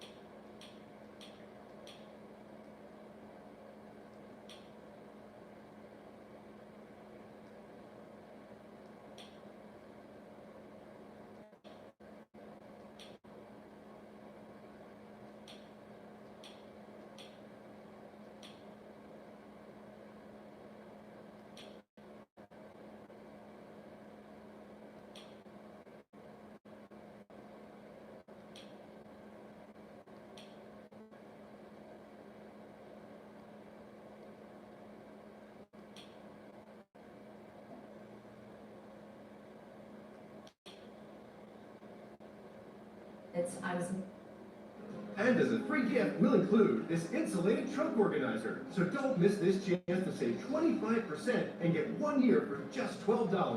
Call 1-800-670-3090. A fresh twist on reality TV is coming. The hottest series, the biggest reveals, and show-stopping drama. It's television with a twist. Coming April 5th.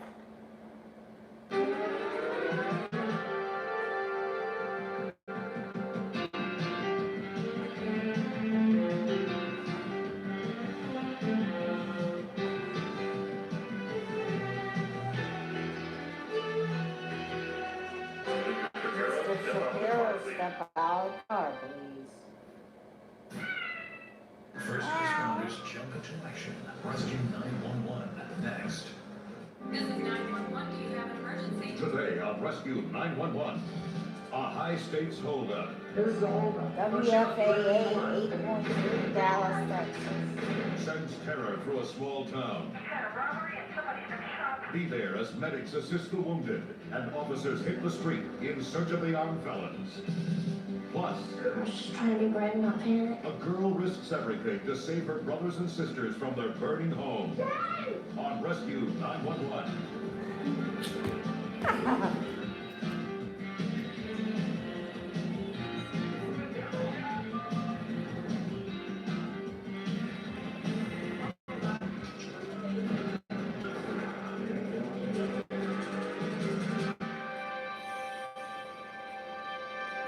69-year-old George Rosencrantz and his wife Emily ran a sporting goods store in Mesa, Arizona.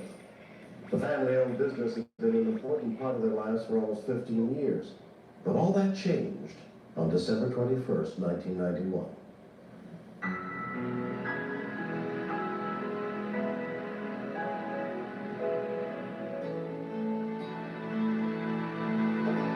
Emily. Yes. For some reason, no customers were in the store. What is the price on this model? This is very unusual because usually on Saturday mornings we're busy. But fortunately, nobody was in the store. George and Emily's daughter Judy and employee Rick Meyer were also working at the back of the store. This is 5821.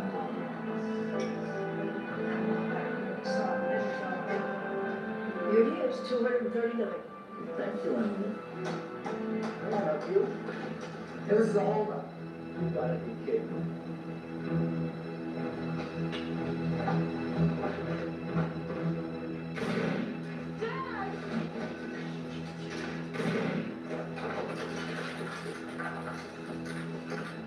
Don't shoot up, do whatever you want. Then get up front, I'm gonna get the guns.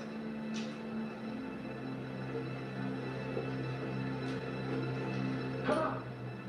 And put the guns out of the gate. I saw my father's legs, wondering how he's doing because he was quiet I didn't have any idea if he was still alive. When we continue. I was petrified when the thought went through my head, what would my daughter do without me if I were to die? I just hope and pray they wouldn't come in. I need to sell my house. Now, there are a lot of places that claim to know how much it's worth, but they don't really know my... There is... You can get... Listen, let's see. Zip it up! Hurry up! I was petrified. I didn't make a sound. When the thought went through my head that what would my daughter do without me, for the rest of her life if I were to die? I just hope and pray they wouldn't come in.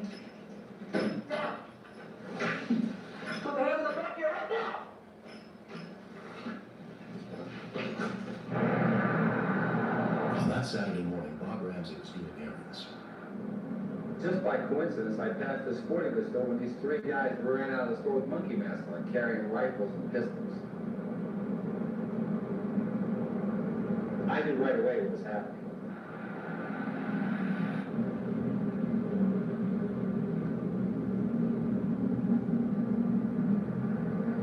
I had to stay focused and watch every step of where they went, so that these guys could be put away where they belong.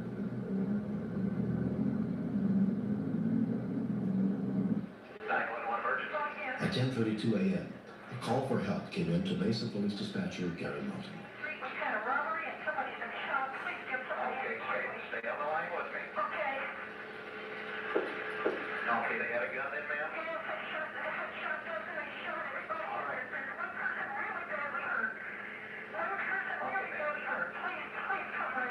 Okay, ma'am, stay on the line. Okay, I'm on the line. I was a trainee at the time I got the call, and the first thought was, oh my gosh, why me?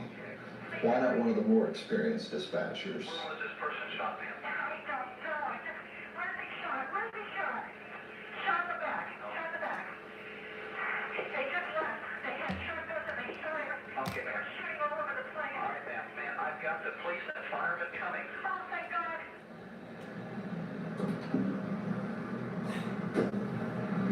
Their initial behavior was very cautious, but after a few seconds, they were too big of a hurry to even notice anything. They were just so busy unloading the vehicle.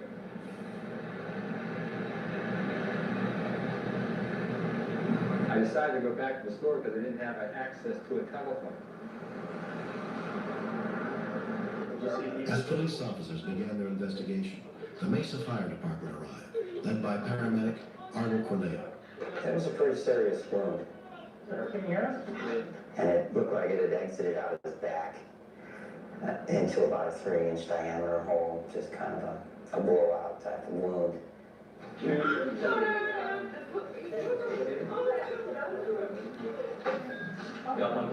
Lieutenant Dan Day was the watch commander on duty that morning. Anybody else hurt or injured or? The fact that they shot the clerk and they stole the weapons, it just really magnified everything. And I pretty much just shut the city down and put our focus to try to find these guys.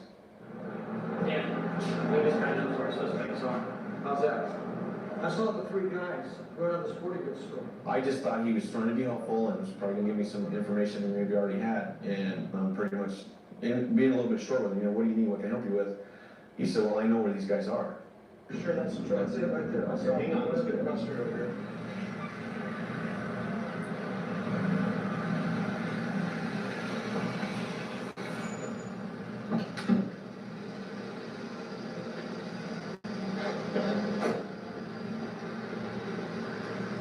There was no movement in the complex. It's pretty quiet. It was like everybody was either inside or gone.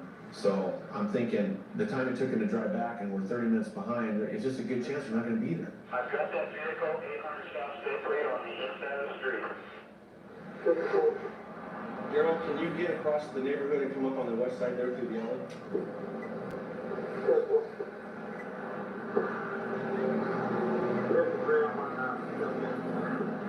Okay, stand by there. We're gonna have you deploy on that. We're sending all this concentration on this apartment and I'm using all those resources. And my biggest worry is that they were gone.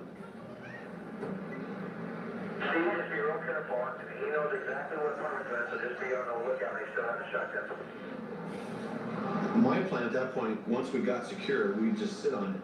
Try to get a negotiator, try to find out the phone number, start doing utilities check, license plate numbers in the parking lot, and start processing our intelligence. Okay, are you up in the driveway there so you can see the front door? But I never got a chance to get that far. You need to get back. You're right straight across from it, okay? Coming from the southbound foot. Yeah, so we got kids coming down the sidewalk, and I just want those people to stay inside. One of the officers that I had sneaking up saw the door come open, and they just came out, just unannounced, just boom. Next came out. One's wearing a red shirt, where I live behind. That's them. That's it. Okay, the witness advised. We weren't ready for him to come out. So at that moment, I was pretty nervous that something bad's gonna happen. Take off, okay. All right, get up there, put your hands up. Put your hands up. Stay right there. Go. You just right there. Hold it, right there. Go. Put it down. Right there.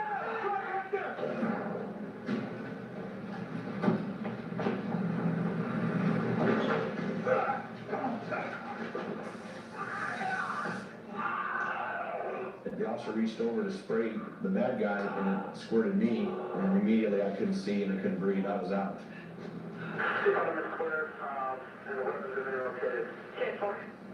What Mr. Ramsey did was far beyond what's expected and what's asked, and I just thank God he wasn't injured, and I wouldn't recommend anybody take that much action without the training or the ability to protect yourself. I mean, the potential violence in this entire thing for everybody was extremely high. 69-year-old gunshot victim George Rosencrantz underwent surgery to remove his damaged spleen. During recovery, he suffered a stroke and has had to undergo extensive physical therapy. We are thankful every day that he's okay. But it wasn't quick. It was a long, daily ordeal for him to recuperate. The suspects were found guilty of armed robbery and aggravated assault and sentenced to prison. 7 months after the shooting, George was finally able to return to work. But the incident changed the way he does business. I just was at the wrong place at the right time for the burglars, that's all. I had what they wanted, and I just don't want to press it. I learned quick. Once is enough. It's the top of the line right here. For our safety, we all decided we're going to get rid of these guns, we're going to get rid of all the accessories that go with them, and completely do without them. They're tungsten, but they're not as bad. This real cutthroat industry. I think it's better that we got rid of them. We're going to be getting Girl Scout stuff in. We'll be the only distributor there in Mesa for that. So I think that's a better thing to sell than the firearms. My wife and I have been married for 45 years, and I tell her I love her every single night now. Thanks for using locast.org, the nonprofit that makes local, over-the-air broadcast available to everyone. Just $5 each month covers the cost of delivering your local broadcast channels. Please help Locast by becoming a member today. I value each and every day that I get up and go at it again. I just love them more than I ever have. You know, and I don't know what I would do without them. I really don't. I will only say that I went through 5 campaigns in World War II. I never got hit. I was missed many times. But civilian life is rough.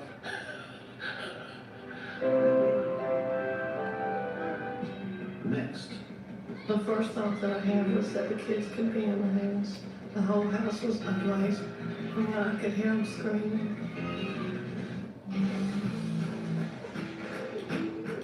Cart dog lets you.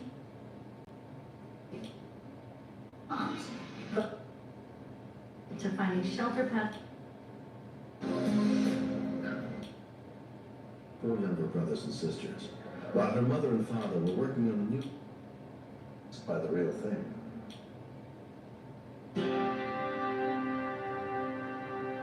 In the small town of Blowing Rock, North Carolina, volunteer rescue workers have a program that tries to prepare children for possible emergencies, but no one knows how they'll do when put to the test by the real thing.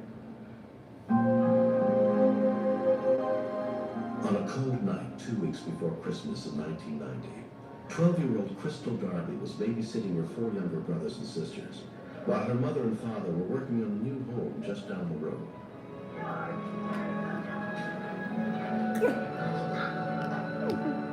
My brother and sisters were in their bed, and my little brother, 2-year-old, he was sitting beside me watching TV with me. And then I smelled smoke. And I tried to follow where it was coming from, and it seemed like it was coming from the kitchen. Now, Rescue Number 1 on True Crime Network. I saw something, but it was just a little bit of smoke, and I just thought it was one fuse. So I went back and sat down and watched TV some more.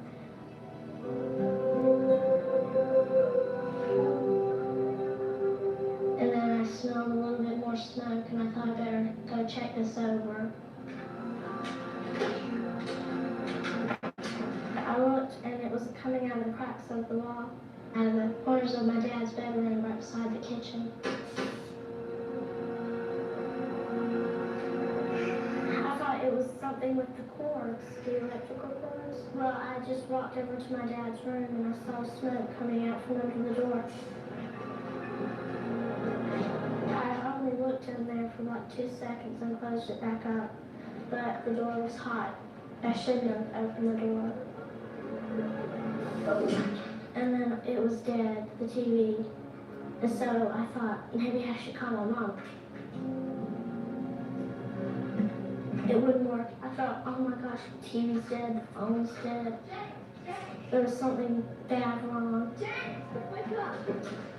I tried to wake up my brother first. He wouldn't wake up. My sister woke up immediately. I just said, I think there could be a fire and you need to help me wake up James, okay? Come on, let's go. Wake up. Come on, wake up. What's wrong? It's a fire. By then the house was filled with smoke. Go, Alicia, go. Come on out, Alicia. I was nervous, shaky. Come on, gotta get out. I was just trying to be brave and not panic.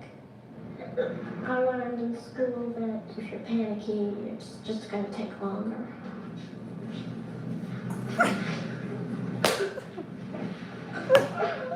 My sister, she said stay in the truck.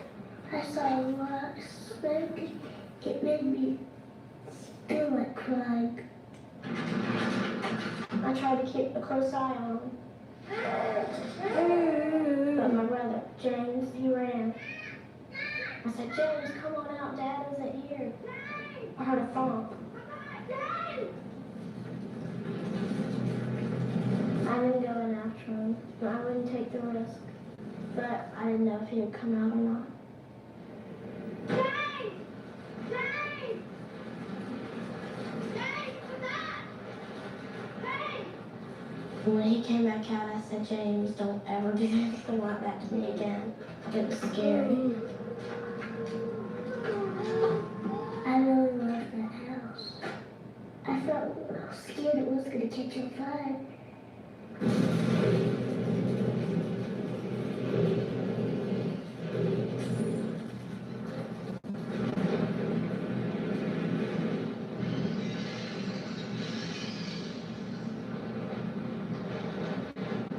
When I saw the house catch on fire, I told them to stay in the truck, not get out unless something very bad happens. And then I ran down the quickest way to my other house.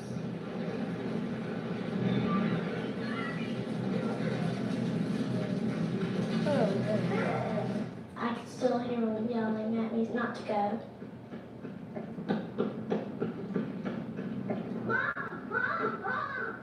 I said, Mom, the house is on fire. Go get my brothers and sisters. Do everything you can. And she said, call 911.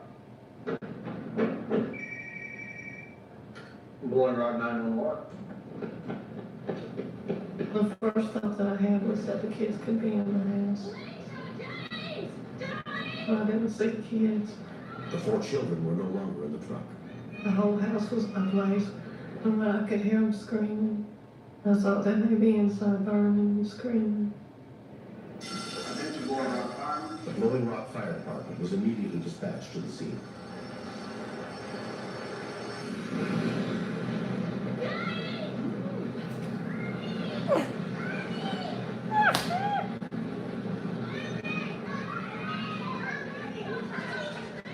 I just gathered them all up, and I've never been so glad to see their little faces as I was that night.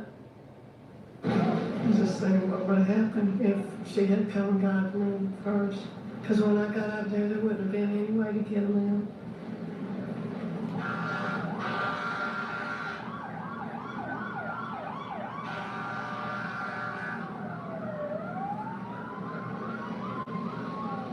There was fire throughout the whole house. I mean, it was ventilated out every window, through the roof. Nobody could have survived it. Only 4 months earlier, firefighter Steve Sudworth had taught fire safety tips to Crystal's 5th grade class. There's no question that if Crystal had not reacted properly, we would have had 4 fatalities. Those children would have died.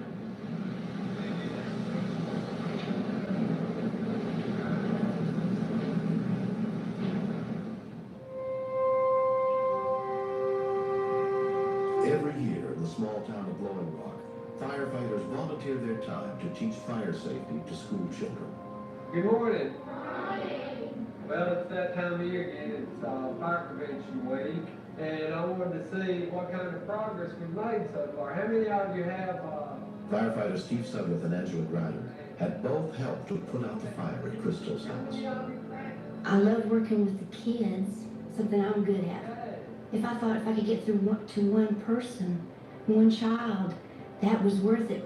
Why should we sleep with the doors closed in our bedroom? Yes, ma'am. Because of the smoke. The smoke, that's right. The smoke is what kills. They should know their exits, how to crawl out of the bed, stay low, and crawl on the floors because there's the poisonous gases. Smoke is up high, fresh air is down low. You should fill the door. If it's hot, don't leave that way. And get out quickly, have a meeting place, and don't go back into the house. Let the firefighters do that, because chances are you would be another victim that they would have to rescue.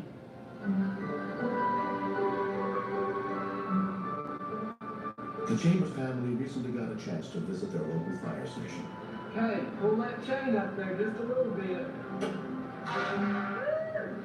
Crystal had remembered what she had learned, and she was able to save their lives.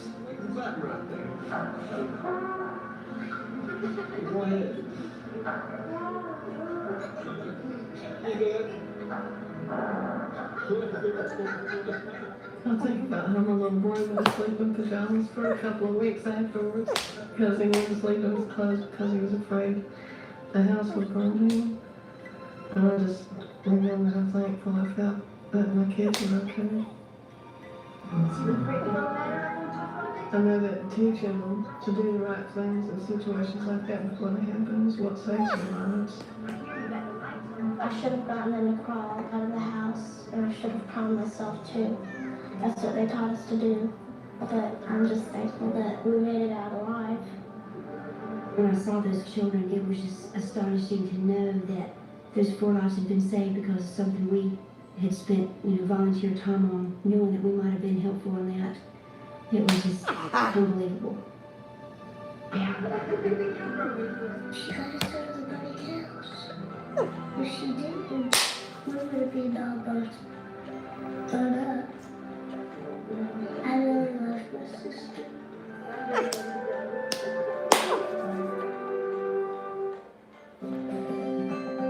My mom signed up for AARP. 50 or over an AARP membership.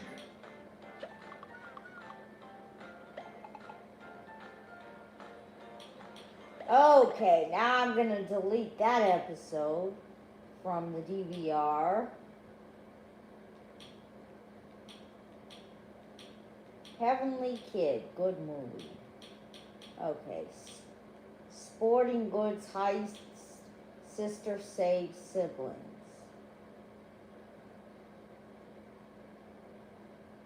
Five episodes left. I'll do Kenny's That's it. bathtub. ATV Big Call Brother. right now to take advantage of Mike's limited time offer. Use the promo code on the screen, and when you buy one set of Piece of Dream Sheets, Mike will send you another set absolutely free. That's right, buy one set of Piece of Dream Sheets and get another set absolutely free. Choose from a variety of colors in solid, stripes, and new flannel sheets. Order now. For the best night's sleep in the whole wide world, visit mypillow.com.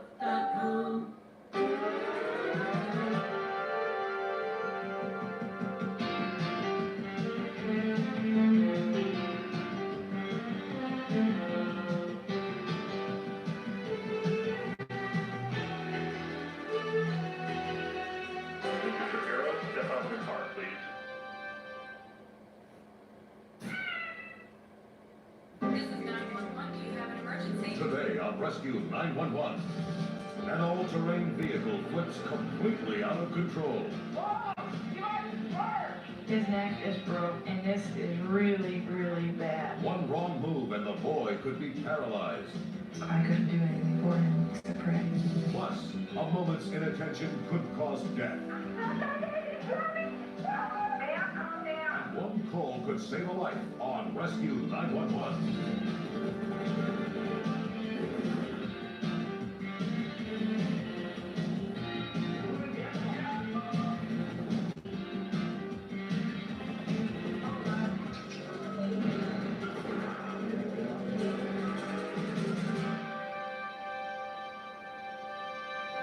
We begin on June 11th, 1991, as Ruth Fenwick and her family were finishing dinner in the long summer evening light at their home in a small town near Fairbanks, Alaska.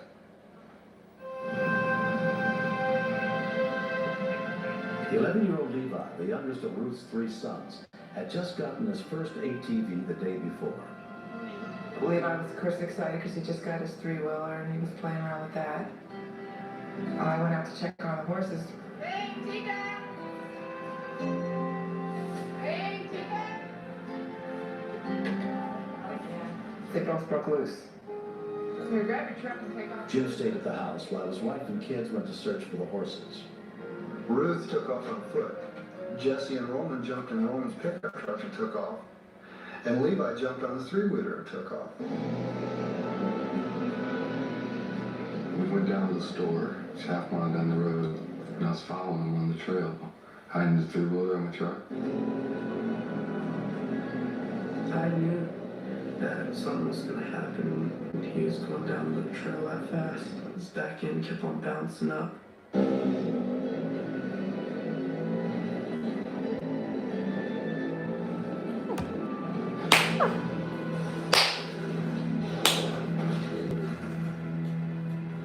I was just putting the horses away, and I heard Jesse. Whoa! Levi, hurt! He just told me Levi's hurt, he's hurt bad. But I was really scared. So all I did was just get going as fast as I could. He was bleeding hardcore, there was blood all over his face. And then he wasn't breathing. For CPR, you're supposed to straighten him out so they have a clear wind passage. But then I was also worried about his neck, so I figured I was going to have to breathe, so I grabbed his head and I rolled him back. And then he started breathing real weakly, but there was getting air in his lungs. Come on, Levi. Levi, you hear me? And when he didn't move, I knew something was seriously wrong. When we continue. I kind of kept pushing it out of my mind that Or Whitehead. Billy Pitt. An 11-year-old Levi Ratinsky's ATV flipped it. Exact burner in America.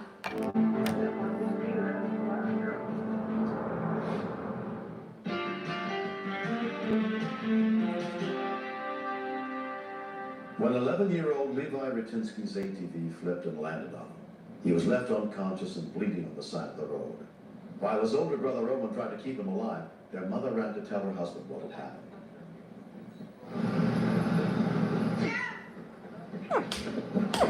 Did you guys hurt? I just threw down the tools and everything. I mean, I didn't need to mess around with anything except getting to my kid. 911 emergency. Yeah, I got her kid out here. Please know where they're at. 2 Rivers. Hi, we're speaking tonight. Okay, give me the exact directions. I'm not already just in the distance. I kicked the door of 3 doors, leaning in the head and 3 down. I'll get him right out there. Okay, see you later. A 2 Rivers rescue unit and an interior ambulance were immediately dispatched, but the ambulance was more than 20 miles away. I started checking Levi for vital signs and all, checking his arms and everything, and he didn't have any feeling anywhere. Hello? Hi, this is North Pole Dispatch. I've already got an ambulance on the way out there. Can you tell me how old he is? He's 12 years old, or 11 and a half, okay? And I can tell you his eyes are dilated. He's got a large bulge. I don't know if his neck is broke or just what. I just went to him immediately, and he was yelling, my neck, my neck, my neck. And I go, well, and I go, maybe there's, something under there. I had to tell my mom to back off there. It was kind of difficult because I see the shape that she was in. But I made my mind up there, his neck wasn't moving. Volunteer EMT Tracy Ogden, a close friend and neighbor, came to see if she could help. When I got there, I lowered his collar and looked at his neck, and in my mind I remember thinking, his neck is broke, and this is really, really bad.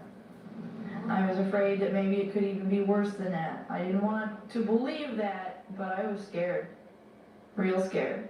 Within 10 minutes of the call, 2 Rivers Rescue arrived. EMT Tom Narrow was already on the scene. You want to do everything you can for the child, but all the child wants is to hurt. And they just don't want to stop hurting.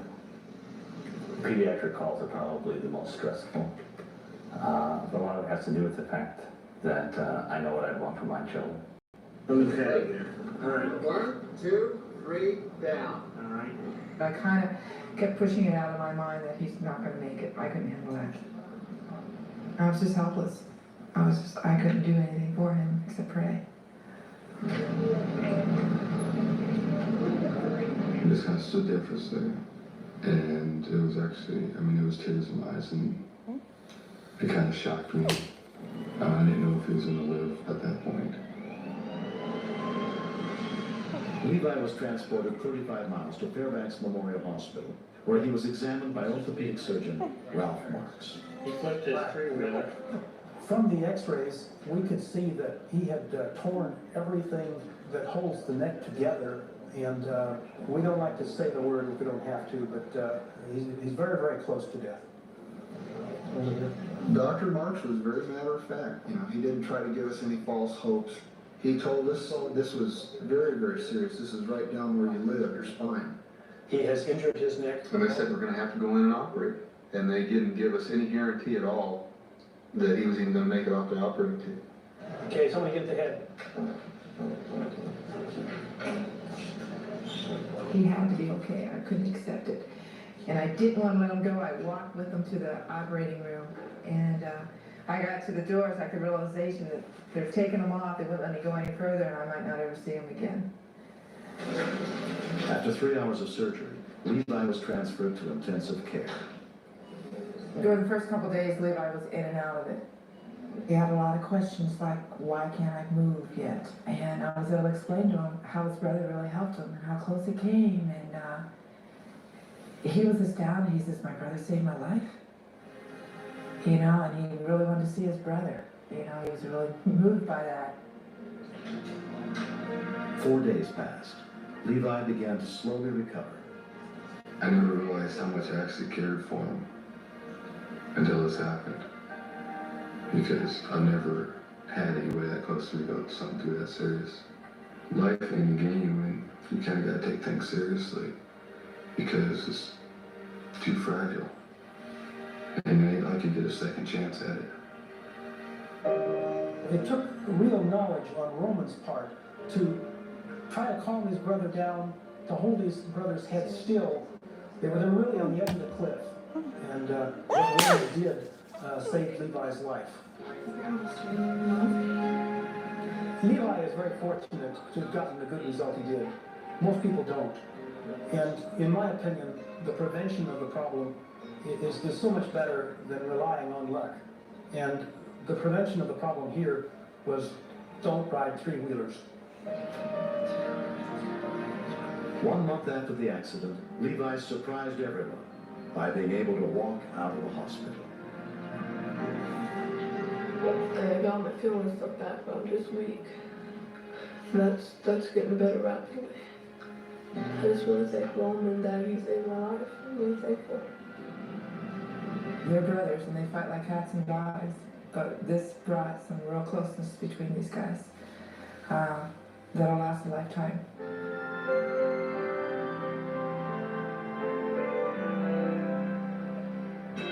Next.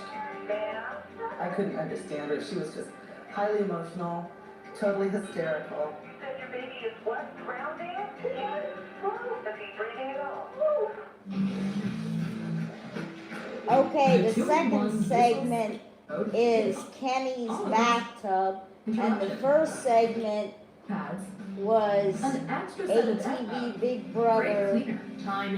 So this is like ATV injury, baby face down in toe. One way we do this is by an extra set of mop pads. 898-268-4, as Lindy Kurtz discovered. That's all Dr. G medical examiner. When a life is at stake, far from help, we may be called upon to do things we've never done before, as Lindy Kurtz discovered on the morning of November 21st, 1991, at her home in the hills above Redondo, Washington.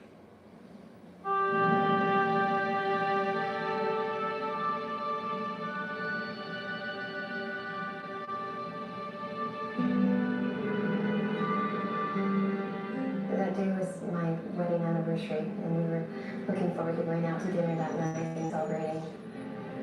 Amos got off to school on time, and Kenny and I had gone and waved goodbye to her. He loves to see the bus come, and he'll just wave frantically and bye-bye and give his sister a kiss.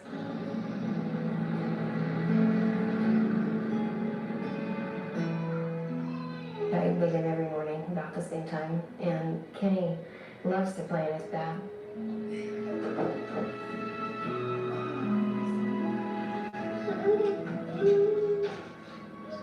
We have a little baby bathtub that we put inside. It's not a protective device at all. It's just something that Kenny can sit in and play with his toys.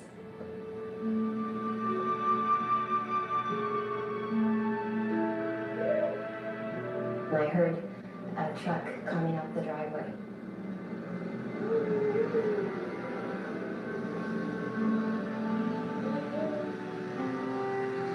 And it was our garbage truck.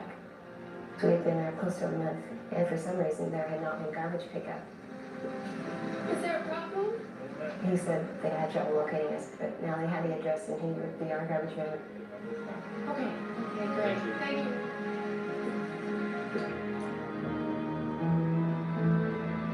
As I rounded the corner, I noticed that it was quiet. At 9:14 a.m., a call came into dispatcher Pat Forsler. Fire department medic 1, address to problem.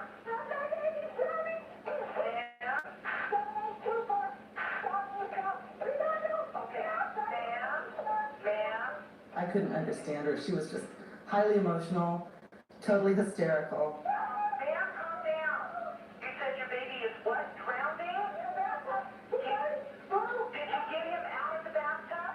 Okay, ma'am. Try to calm down and I'll give you some instructions on what to do. How old is he? CPR instructions are different for every age, so it was really imperative that I find out how old that child is, because if you give improper instructions, you could cut off the airway, you could crush the chest, because everything is different. Try to calm down so we can help him. Yes. How old is he? Now, he's 13 months old. Okay, what I need you to do is to get him... Rescue workers with the Federal Way Fire Department were immediately sent to the scene, led by Captain Tom Thorson. When it is a child, that's something we always dread, because it could be my child. We're a little worried about what you're going to find. Is it going to be something that you can fix, or is it something that's going to be too late? He's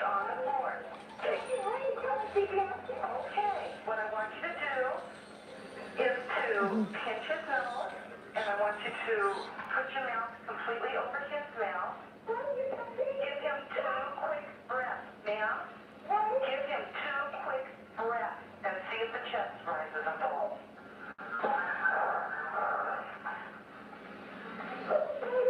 Okay, ma'am. Okay, we have help on the way. You have to do whatever you can do to get them to shut up and listen to you. And as soon as you know that you have their attention, that's when you have to go right into instructions, because if you don't, then they lose it again. They'll go right down the tubes again. Okay, what I need you to do next is to put the heel of your hand, just one hand only on the center of his chest, right between the nipples. And I want you to push down 1 to 1.5 inches, about 5 times quickly, and count 1, 2, 3, 4, 5. 2, 3, 4, 5. Good. Keep going. Keep going. Keep doing that. Help's on the way. You're doing real good. Keep going. 1, 2, 3, 4, 5. Breath. Keep going. Keep going. No, you keep going. You have to keep going for him. She started to give up a couple of times, and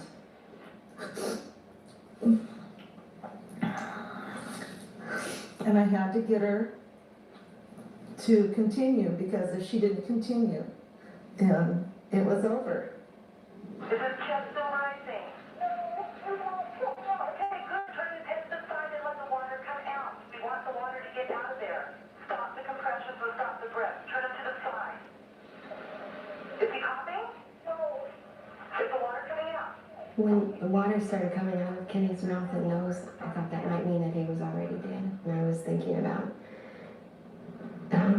if anything were to happen to Kenny, I was thinking I would not want to live. Lindy's husband, Dennis, raced home from work as soon as he heard what had happened. My worst fear was that Kenny would not be alive. I started thinking about the funeral we'd have to go through, living in the house without Kenny. How would you possibly live in the house that your son had died in? Are you getting air? Is his chest rising? No. His chest isn't rising. Within 4 minutes of the call, the fire department arrived at the scene. We didn't get any response, and as I backed up, I could see the mother running towards the front door. She was quite distraught and crying. Are they there? Let them do it. You did real good. Okay, they're going to help him now. Okay, you did great. Goodbye. Lindy did exceptionally. She was able to compose herself enough and be able to do what she was told and to continue and keep going. She was great. He's trying to breathe on his own. Between the dispatcher telling her what to do and the mother doing it, the baby was trying to breathe on his own at that time. When King County Medic 1 unit arrived, paramedic Tracy White took over Kenny's care. David had respirations and a pulse, but his eyes were fixed and dilated. He was not moving. He had no gag when we intubated him, so he was not showing really good signs. When I came around the corner and saw the fire truck and the rescue unit, I felt a little lost. I guess I just sensed more urgency at that point in time. When Dennis arrived, it was a relief to me to see him. But in the moment he looked at Kenny, a sob came out of him. He was just lifeless on the floor. And I remember thinking that Kenny was dead. I'm not a very emotional person. I keep everything in check. And I can remember grabbing my wife, and we stood and wept. Got it. Ready? Right.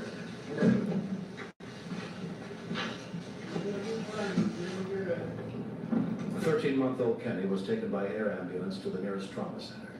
There was no room in the helicopter for his parents, so they made the 35-minute trip by car.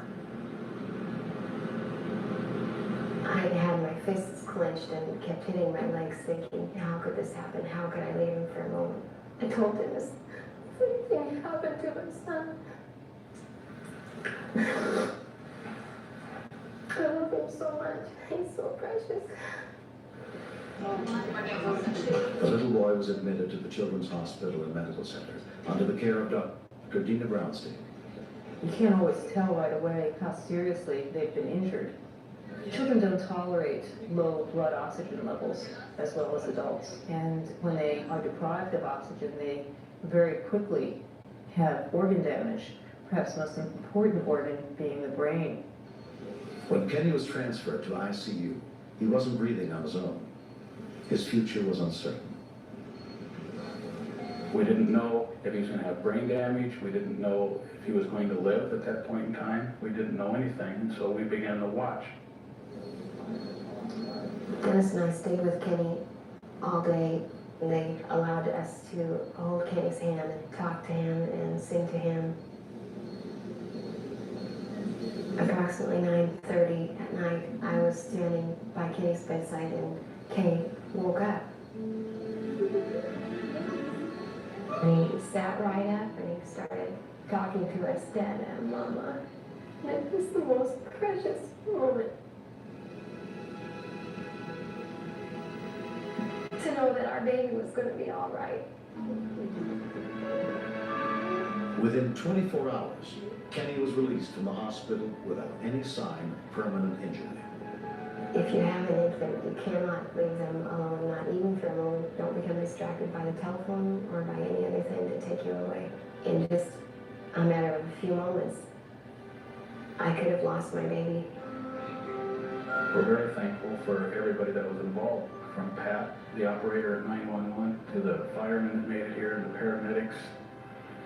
I'm very thankful to have another chance with Kenny. I'm going to actually survey the scene, make sure that it's safe for me to approach the victim before. Shortly after Kenny's accident, Dennis and Lindy took a child CPR class, which they had been planning to do since before Kenny was born. I'm just hoping that this will help convey the importance to all parents to learn first aid and CPR. It's vital. I'd like to see it become a part of prenatal care.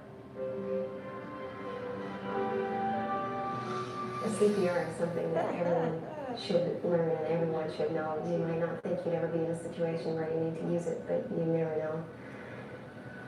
It can save a life.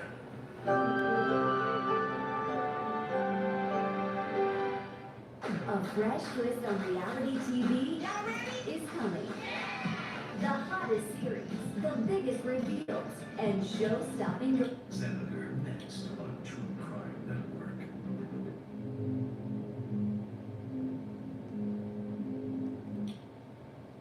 Okay, I'm going to delete WFAA 8.3 Dallas, Texas, the episode of 911 ATV Big Brother.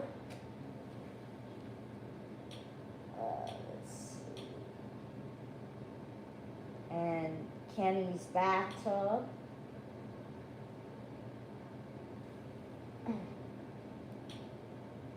I think I'll do horseback accident, winter pool. A little short. With your net spin card, you got this.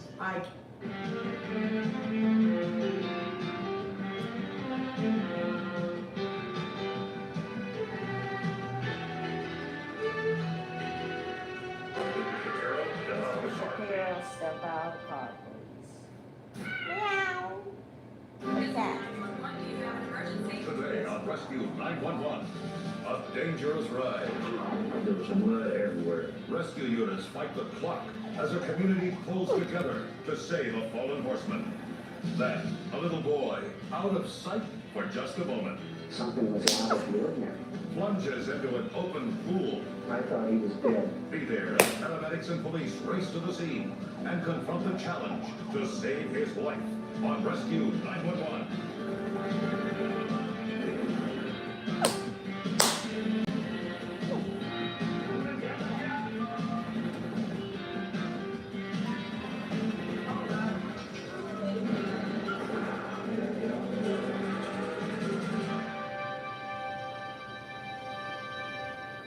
We begin on January 7th, 1990, in Mount Pleasant, Texas, as three close friends are spending the day together on the Chapman family farm.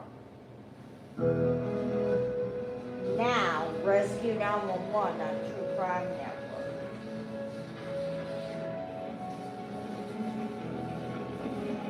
Greg Next, Weaver and his friends Rescue have been 911 riding since True childhood. Crime Network. It was early in the spring, and it was just one of the prettiest days we've had so far. So we decided to get outside and go riding. Michael Chapman led the way through a pasture behind his father's house. Joe Newman was close behind. We rode for about an hour or two. And Michael looked over at me and he asked me if I had ever ridden John's horse. I said no. So we switched horses and I turned her around and just kicked her and started running through the pasture.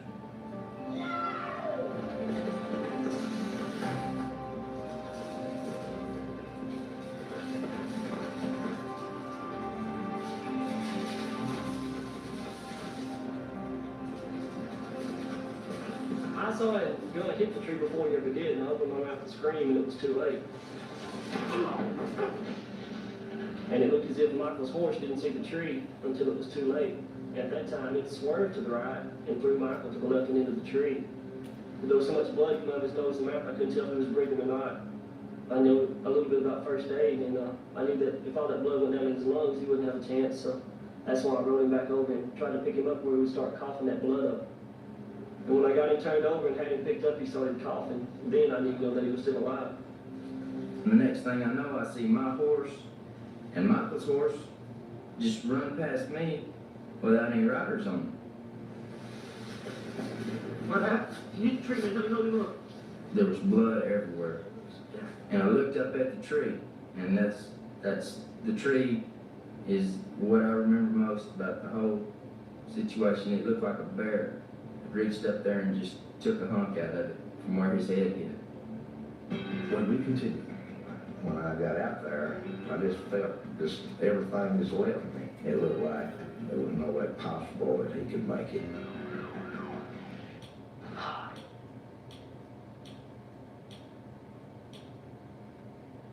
Absolutely love stuff. Gemma? Joe Newman hollered for us to call ambulance. Michael had fell off his horse. the house where Michael's stepmother and Father Dwayne lived was only a quarter of a mile from where the Winter accident had pool. happened. Boy is thrown while Joe riding Newman the horse. hollered for us to So call Winter ambulance. Pool Michael had is fell off his Wesley horse. drowning Well, in the I pool, didn't really think a lot 2-year-old about while that his at dad that was time. working Fall out off in the yard. horses forward. Brother said, well, he might have broke his leg. And I said, well, go ahead and call ambulance. I'm going out there and see. At 5:10 p.m., a call came into the Memorial Hospital emergency room. Paramedic Paul Newby and his partner were out in the field when the call came in. Dispatch advised respond code 3 to Old Acres. Alicia said a kid fell off the porch. I misunderstood the call. I thought our dispatcher to say a young person falling off a porch. So we were expecting 6-7-year-old child, maybe with a broken arm, you know, nothing real serious. When I got out there, I just felt just everything just left me. I didn't know what to do, and I just thought, well, this is the end. And I was just hoping and praying that those paramedics would get there, because there was none of us out there really knew what to do. We was all real scared. When I got to the gate, I just jumped on and told them to come around to the back of the house and I'd get off and show them where to go. When we pulled up, he didn't have any blood pressure at all that would register, and he was unresponsive to painful verbal stimuli. He wouldn't answer to anything. On 3, 1, 2, 3.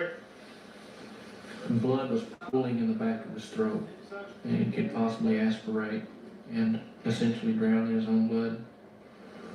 Head injuries, especially closed head injuries, are real bad. And when you're bleeding out the nose and the ears and the mouth, like Michael was bleeding, that's not good.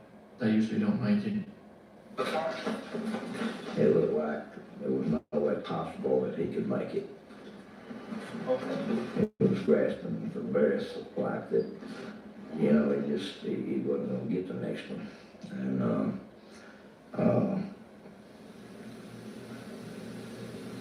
just a very bad experience.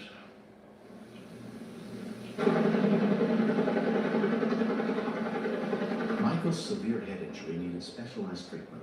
He was airlifted to East Texas Medical Center where a trauma team was waiting, led by Dr. William Moore. When I first saw Michael, he had no response to my verbal stimulation. In other words, when I talked to him, he didn't respond. And when I pinched him, he moved a little bit more with the left than on the right. His pupils were very sluggishly reactive. In other words, he was showing signs that his brain just wasn't working very well at all. As the medical team examined Michael, friends and family gathered outside the emergency room, including his mother, Glenda Chapman. The nurse that was with him looked down the hall and she said, I see he's got a lot of family and a lot of friends. The hall was just full by then of people, you know, that had followed us down there. And she said, would you give them a message? And I said, yes. And she said, pray. She gave me that one word. And they had told some of the family that they did not expect him to make it through the night. On call that night was neurosurgeon Steve Gady. This CAT scan showed that he had bruising in his brain, and sometimes after a brain is bruised, there will be such severe swelling that will cause even more bruising, and then that bruising causes more swelling. Therefore, even though we've got these wonderful CAT scans that show us incredible pictures of the inside of the head, it's very, very hard to predict what will work and what won't work, what his chances for recovery are and what his chances for recovery aren't. Michael was moved to ICU. Even his doctors didn't know if he'd ever come out of the coma. I suppose when I began to pray, the thing that went through my mind the most was that if Michael, you know, if his brain wasn't going to be functional, that I asked the Lord just to take him on because he couldn't live with that, and I knew he wouldn't want that. But miraculously, Michael gradually began to awaken from the coma. He had lost motor coordination and suffered major impairment of speech and sight and memory loss.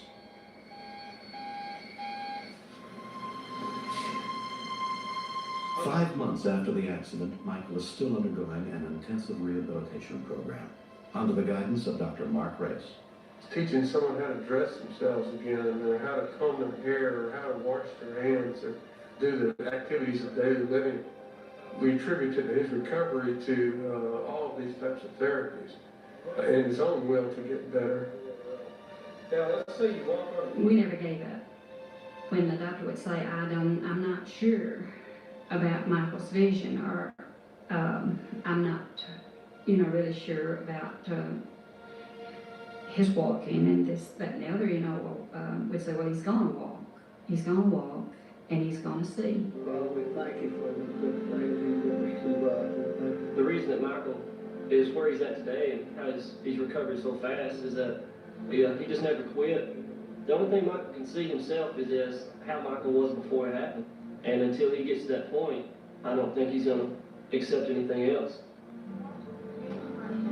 Well, that's now that things happen that aren't planned. Looks like they're having a picnic. I not been Barbecue. able to do things for myself. I not been able to ride my horse. But I consider myself very lucky to be here. I thank Greg Weaver and all the paramedics that was out here. They've really done a great job. And Greg and the paramedics just saved the boy's life. That's all you can say. Even before he was released from the hospital, Michael and his fiancée Tammy were married.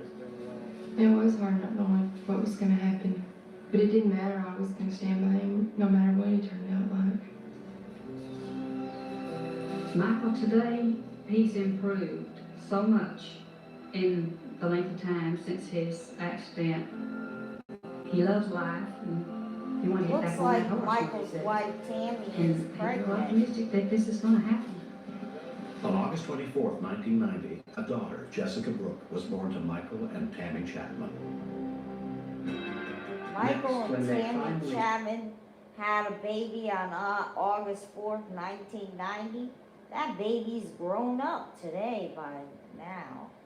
We grabbed him and took him away. The only thing I knew was he was not breathing at that time on his own. That meant I had a young son that was dead. These out.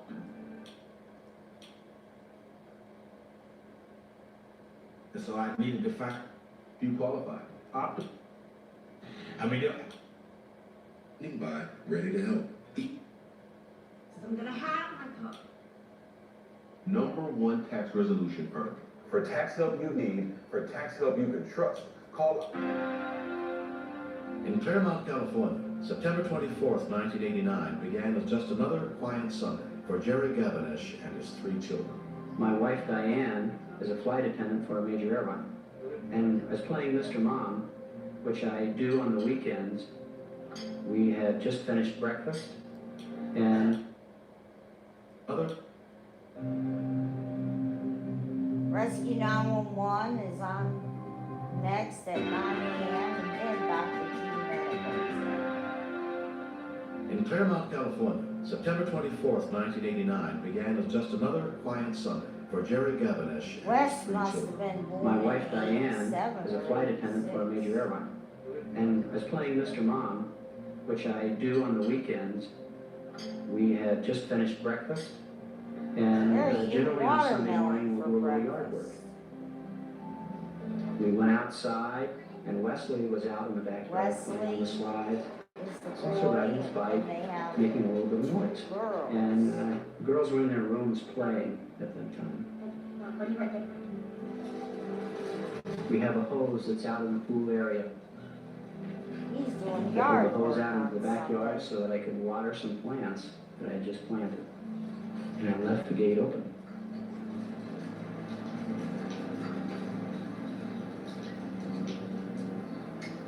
I all of a sudden noticed that there was a tremendous silence in the yard. I know there's something wrong at this point. Something was out of the ordinary. And I remember turning around, looking at the yard, and I didn't see, nor did I hear Wesley. Girl, come help me find Wesley right now. Wesley! From that point forward, it was pure adrenaline shooting through my body. And all of a sudden, something tapped me on the shoulder and said, wait a minute, let's check the pool. Wesley! Wesley! Wesley! I pull back the cover, I look, and I see something on the bottom. And I had to look twice because I wasn't really sure what it was. And as I looked again, I noticed that it was Wesley.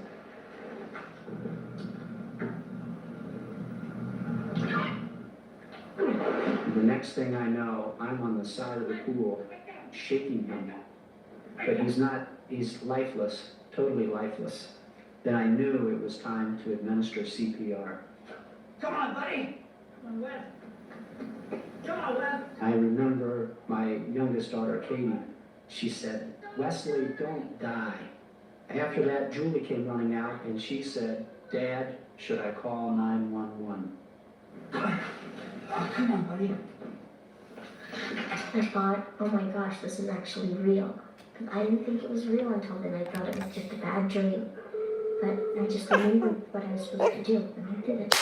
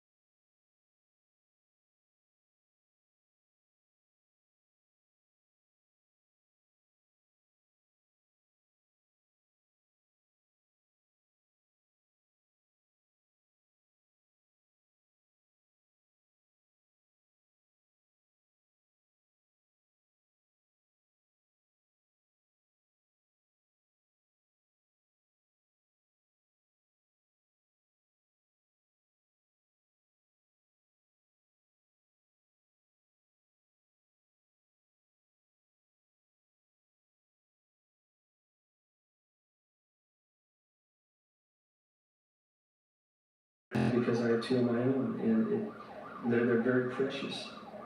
And that's the only thing that was paramount in my mind. No matter what it's going to take, we're going to try to save this baby.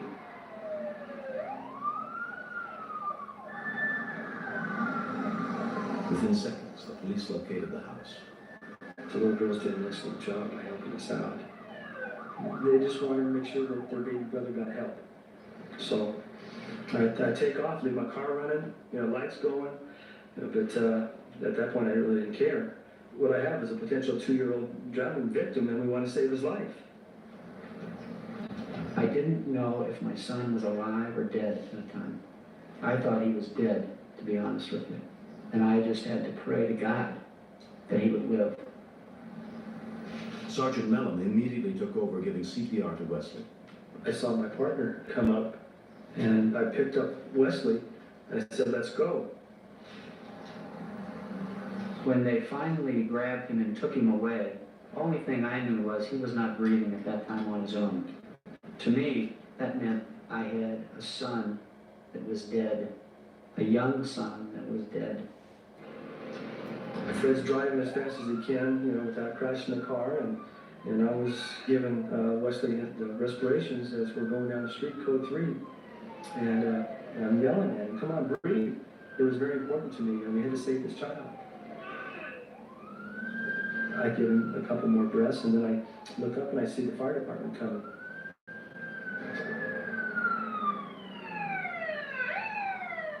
I saw one of the officers with a small, lifeless boy. As a police officer met me at the back of the police unit, he gave me the small boy and said, he's not breathing. He doesn't have a pulse. Can we look back here, guys? Everything just happens so fast. And then you have to sit back and think, well, did I do the right thing? I hope he's going to make it. Just cross your fingers and hope for the best.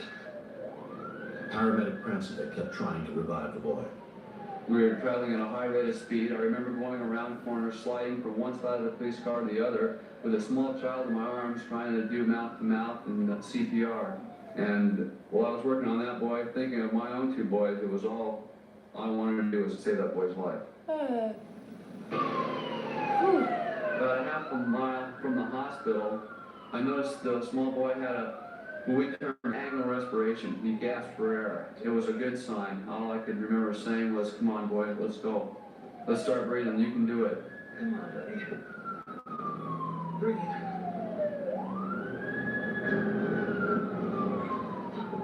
I remember getting to the hospital, and I felt for a pulse. He had a pulse. And it was a very good feeling. After more than 5 minutes, Wesley finally began to show signs of life. His heart was beating again, but he still didn't have enough respirations to sustain life, so I supported his respirations by doing mouth-to-mouth. The Pomona Medical Center ER team was headed by Dr. Robert Stepanko. We had been notified by the police dispatch that they were on their way, and we were ready for them. The panic-stricken face of the paramedic pretty much told the story. The child in his arms was limp, was peripherally blue, and the time was of the essence. He was teeter-tottering with life. I would go inside, and I saw him moving around, and he was screaming and yelling, as much as I just like kids screaming. That was music to my ears, is hearing his screams, because you know that he was breathing on his own. I was very happy to hear that baby cry. It made me feel really good. But the happiest moment was to hear Dad say, thank you, God, thank you. My son was gone. He was gone away from me. And I found him 15 minutes later, alive. The key to survival in a pediatric near-drowning arrest is providing enough oxygen to the brain. And the only way that this can be done effectively is through CPR in the field. And had he not received the CPR by the paramedics, the police officer, and Dad, no matter how fast they drove to the hospital, Wesley would not have survived. Wesley was released from the hospital after 2 days. He has completely recovered. Although he may never remember the Sunday morning when he nearly lost his life, his sisters, father, and Mother Diane will never forget. I have a deep sense of gratitude for the amazingly fast response of the police and the paramedics. They brought my boy back. You know, it's like the Lord saying, hey, pay attention here. These are 3 precious children that I've given you, and you better take care of them. I think I will always feel guilty because I could have prevented that accident. And I think it behooves myself and every parent out there to take the steps to prevent the accidents. He's okay, but I'll be more careful every time from now on. I'd say he's a pretty nice kid. I'm glad he's still alive. He's a pain in the butt.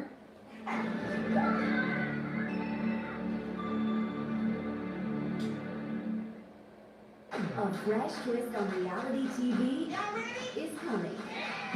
The hottest series, the biggest reveals, and show-stopping drama. It's television with a twist. Coming April 5th.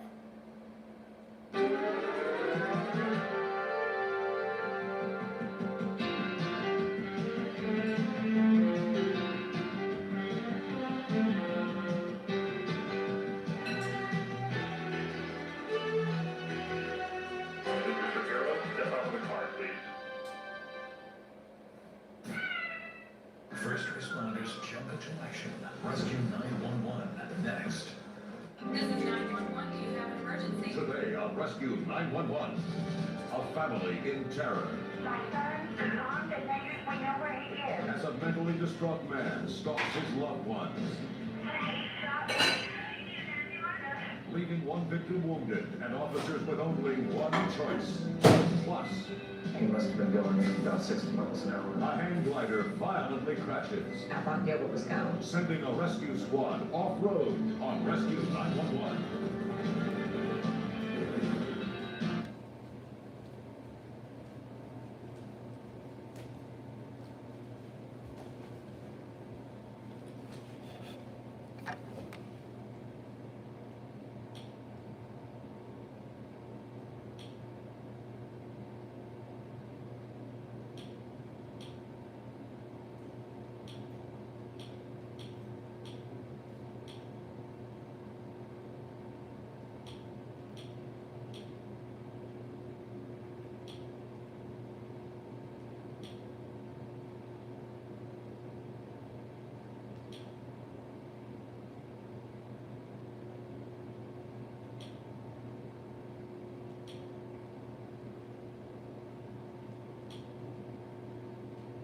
Prescription drug prices, and more.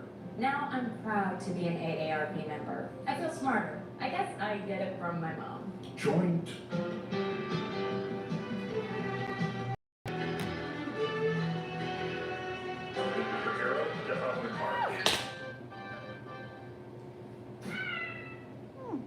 This is 911. Do you have an emergency? Today on Rescue 911, step into the shoes of a Las Vegas EMT unit as they hit the streets to save lives. There absolutely was nothing we could do. Feel the pressure, race the clock, live the emotion. There are times when you go off in the water and cry. Plus, campers trapped in a swamp filled with snakes and alligators waiting for help. Don't move your legs and try to be as quiet as possible. On Rescue 911.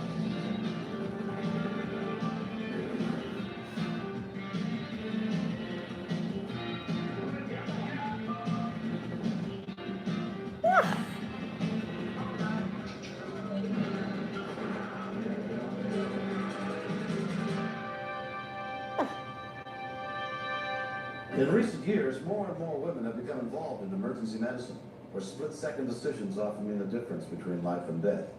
This story is not a recreation. It's the reality of working in the EMS units and trauma centers on the front lines of medical care in Las Vegas, Nevada. 7:34 p.m. Paramedics are dispatched to a traffic accident.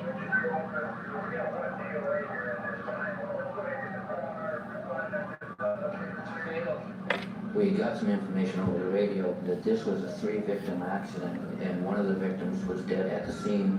Control 927 arrived. It's spite of all our safe driving techniques, if somebody comes through a red light with a 3, 4, 5,000 pound vehicle, he's gonna get you. Got a truck on the left as well.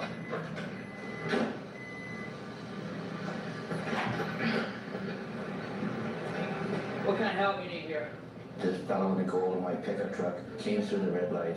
There was no warning for the passenger of the blue vehicle. It was over instantly. He may not have even seen the vehicle coming. I'm gonna go over here and help this crew. Paramedic Debbie Elder is treating the driver of the blue car. What do you need, Jim?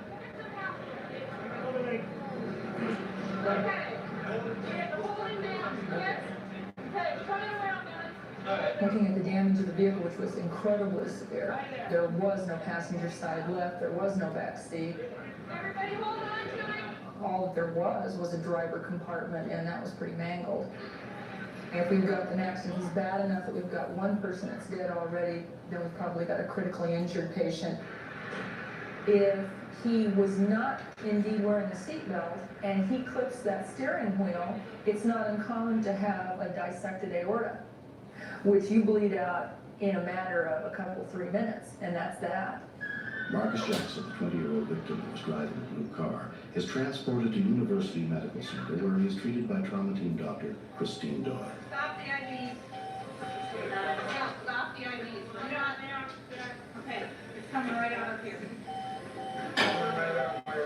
Right out from the wound. See, anything, whether it's blood or an IV solution, was just salt water pouring out of something, is always a kind of scary feeling because you don't know where it's coming from and you don't know how fast you can control it. This does not appear to be into the chest. It appears to be into the axilla. Okay? It does go deep. He does have brachial pulses and distal pulses in the arm. Although the chest cavity is not penetrated, paramedics made the correct assumption that it existed even though it didn't. A CAT scan was taken of Marcus's head and chest. Marcus's mom was expecting the worst because of what had happened at the scene. So when you see him, it's going to be kind of scary. You understand that? He's still alive. His blood pressure is fine. His heart is working fine. We're getting all these fancy x-rays, CAT scans. So far, everything looks okay. The head CT scan is fine. Marcus has seriously fractured his arm. But to be able to tell a parent or a loved one that their child or spouse is going to be all right is always a pleasant chore. Well, let's just see him in a little bit. She took the time to let me hold her hand and listen to me. And it was important to me what Dr. Doyle did. Not only her medical profession, you see what I'm saying? Because that's what she's being trained to. But the woman part in her and the human part in her opened her heart to me. You can't help but be human, and that means that you hurt for somebody. In this case, Marcus lost a friend and was seriously injured and unable to help his friend. And that always affects the patients, and it always affects us. There are times when you go off in the corner and cry. You can't not do it. There are times when you go home and you cry and you wonder what you did wrong. Because you can't save everybody. And we were lucky. Marcus was lucky. Thank God for her. Because if it wasn't for them, Marcus would have made it.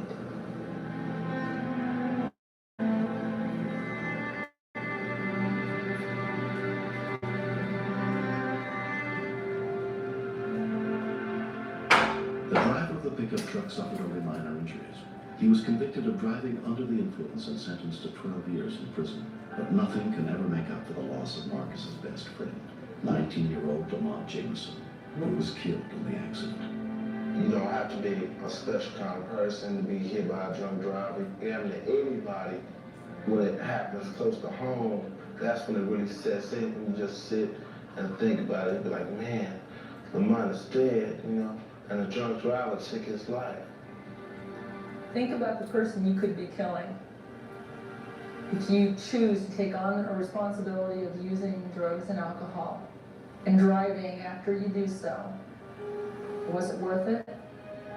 When you have good friends and one dies, it's like a piece of your heart is just ripped out. And I miss him every day. every single day. What Marcus went through changed his whole entire life. Now, I hold every day of my life precious, and I appreciate all the help the paramedics did by getting me to the hospital. That's probably why I'm here today. Next, It's the night before Thanksgiving. We're out in the middle of the Everglades, 20 miles from any major highway.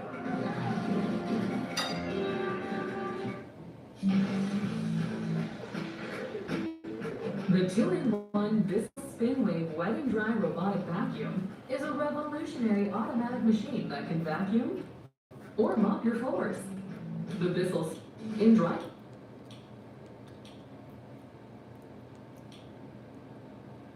So don't wait. For families safe. From things like providing virtual showings, digital closings, and following the most current health guidelines. Is your real estate agent MoveSafe certified? Find out today at homeland.com. We're looking for a few not-so-good drivers. Had an accident? Credit not perfect? You're probably paying too much for car insurance, if you can afford it at all. I have a choice. Yes, good-to-go auto insurance costs less. Buy just what you need to be legal. Put as little as $20 down, pick a due date, then pay monthly. Go to goodtogo.com. Get a rate quote in under a minute. It's fast, cheap, and easy. Goodtogo.com. That's good, number 2, go.com.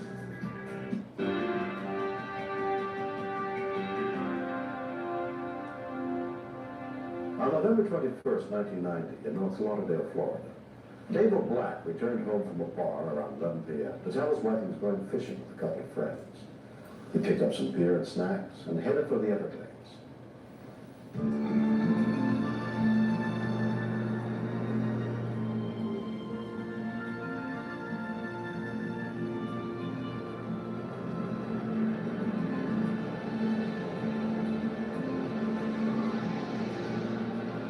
I was concerned mostly about him going in the Everglades. Whenever I think of Everglades, I think of alligators and, I don't know, just wild animals out there. There's no phones and crazy people. That's what you hear stories about the Everglades. Unbelievable. Rick was driving, the shame was between us, and he was just sweating the whole time. I got it. Rick and I were friends for a couple years. We kind of share the same habits. We fish a lot. Watch you driving out here, but I'll put my seatbelt on. While you're at it, what is it? Shane came down and stayed with my wife and I got to know him real well through those few weeks that he was with us. Let's get a little bit. You gotta go.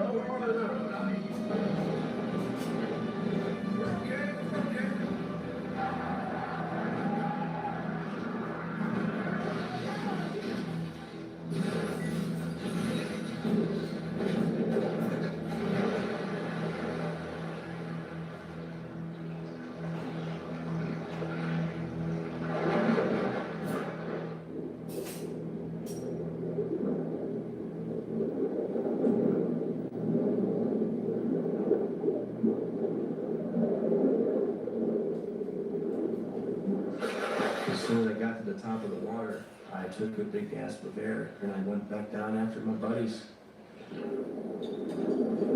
On the way down, I seen the truck, just more or less the shadow of the body, because there was very little light down it.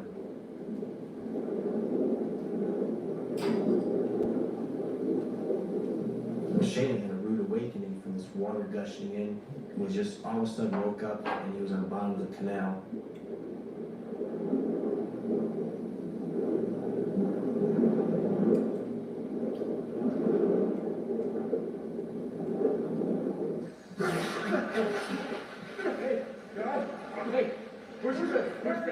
Understanding Rick was down underneath somewhere, so we decided to go under.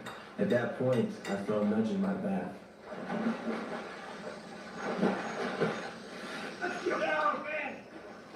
When I saw Rick, I just wanted to hope that this is not what was going on, that this was just, I was still asleep, this was all a dream, but it wasn't, it was there, it was happening.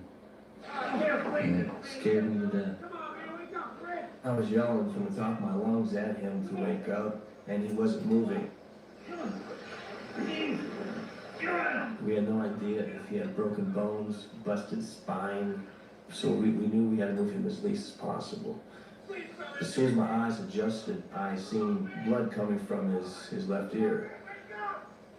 I didn't feel a pulse at that time, and I thought I was doing it wrong. He ain't got nothing, man. So I moved my hand around to readjust it, and again, I didn't feel anything. Still nothing. Come on. And at this point, I knew he was dead. Dave began trying to do CPR on Rick as best he could remember. I knew he was there. I knew there was something way down deep inside, like a little voice box. And I knew if I wake that little voice box up, something would click in and say, hey, look, man, some of your friends are out there. Let's go back out and see them.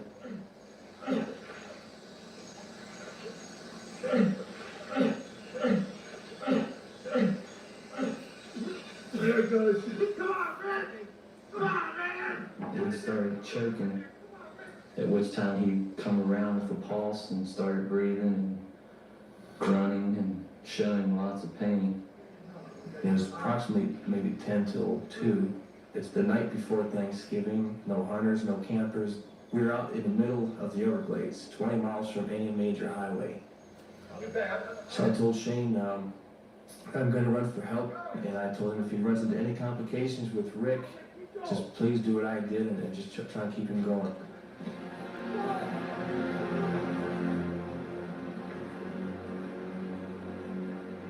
When we continued, I heard a large splash, and I was worried about the alligator situation with his legs being in the water. Hello, I'm Mike Lindell, and as you know, my passion is to help each and every one of you get the best sleep of your life. That's why I created my new Giza Dreams bed sheets. I guarantee you they'll be the most comfortable sheets you'll ever own. I guarantee.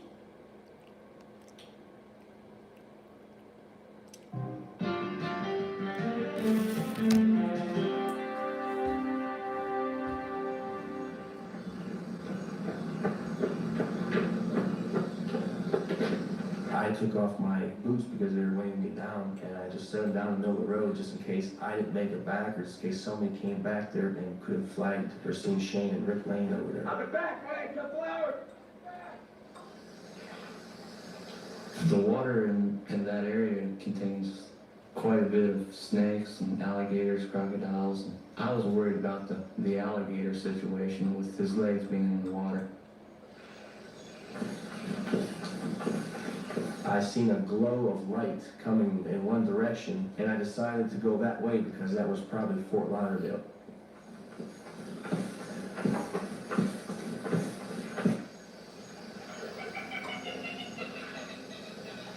Your mind plays tricks on you. The time gets longer and longer. 5 minutes seems like 20 minutes. 20 minutes seems like an hour.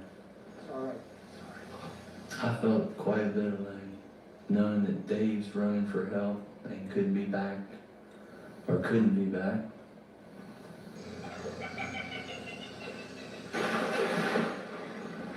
Heard a large splash, and I said, Rick, I don't know if you can hear me, but I hope you can. Don't move your legs, and try to be as quiet as possible.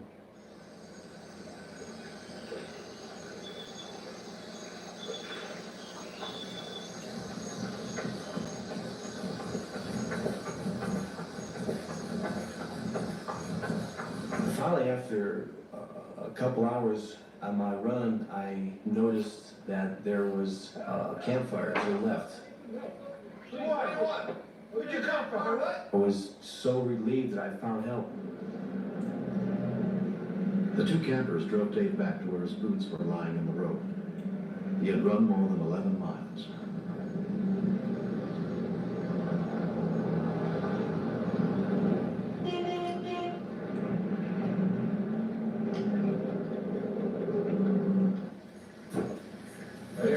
Right here. How's it going? He's breathing. We got a flashlight. He was maintaining the same condition that he had when Dave left. And we looked for cuts and things on his head. He was bleeding quite profusely from the ear. And he had a nice deep gash in his head that was bleeding quite a bit. The campers drove to the nearest phone and called 911. Their call came into the Palm Beach County Sheriff's Department at 5:15 a.m.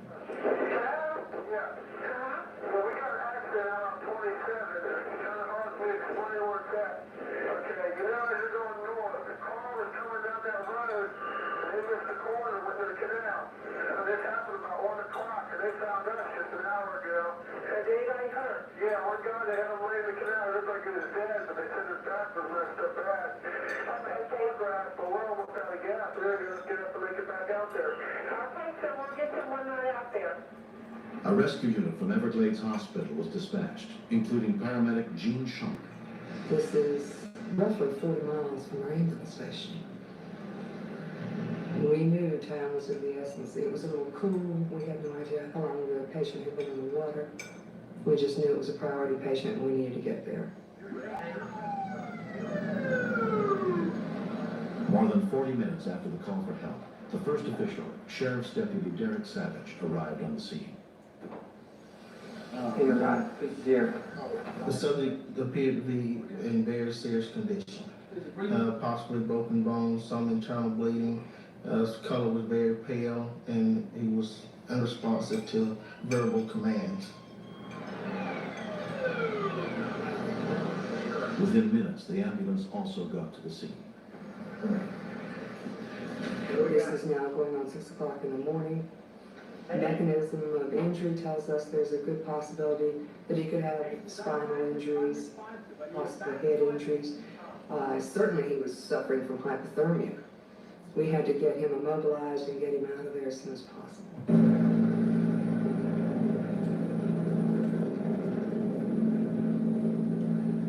As soon as the helicopter arrived, Rick was loaded on board for the 20-minute flight to the hospital. Rick's condition never changed. He was conscious, but not coherent. And I was just, I felt cold. I had that cold feeling. I was scared and shivering and just glad that everything was coming down, that we were getting the hell out of there, that we were going home.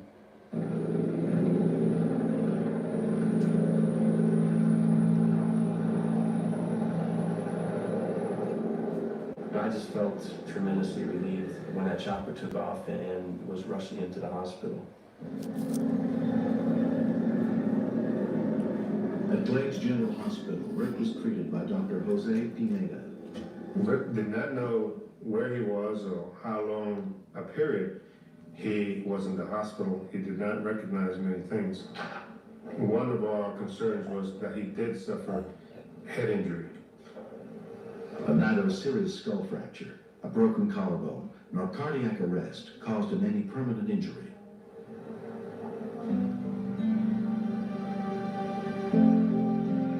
Three months have passed since the accident which nearly cost Rick Johnson his life.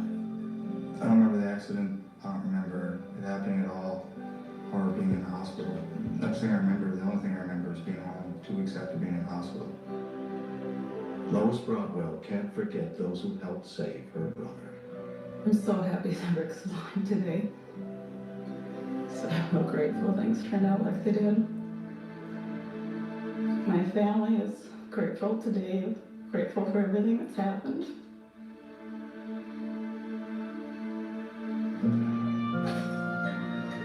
I can't say enough about Dave saving my life. There's not enough words I can say to thank him enough. He saved my life. If it wouldn't have been for him and Shane, I wouldn't have been here to talk to. I think Rick's very lucky. I think if Rick would have had his seatbelt on, he'd have been luckier. I'm glad I had mine on. If it wasn't for he and Dave putting mine on me, I probably would have been in the same circumstance. They're by a swimming pool. Things scared me You know, most, they're though. having an outdoor What I picnic. did was I They're could by have a injured swimming or killed two of my friends. They probably did go swimming because That would have hurt me more than the physical woman pain. has her bathing suit on. We are that close The other to woman being, does too. dead. Yellow baby. Drinking and driving is completely out of my life. I don't want to deal with it anymore. Life's too short, it's too enjoyable to ruin it on something as stupid as this.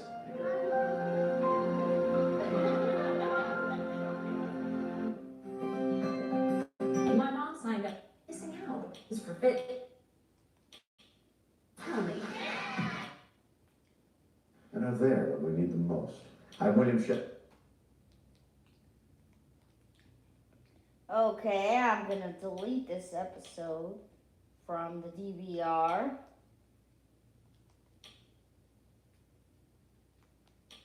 It's like almost 5, it's like 4:30 something. Okay.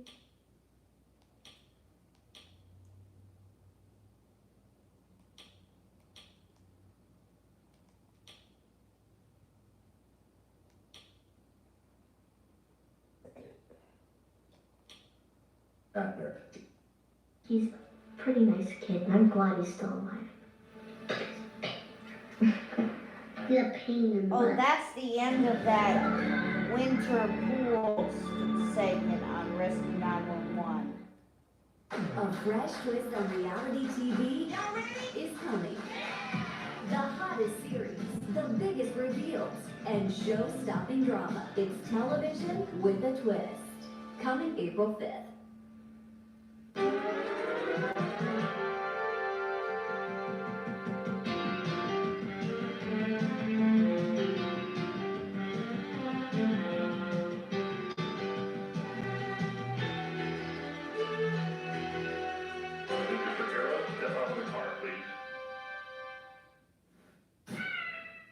First responders jump into action. Rescue 911 next. This is 911. Do you have an emergency? Today on Rescue 911, a family in terror. My son is armed and dangerous. We know where he is. As a mentally distraught man stalks his loved ones, leaving one victim wounded and officers with only one choice. Plus, He must have been going about 60 miles an hour. a hang glider violently crashes, I thought Gilbert was gone. sending a rescue This squad is off-road conference call on Rescue 911. glider. So when the man that's mentally ill shoots his sister, that's the conference call segment.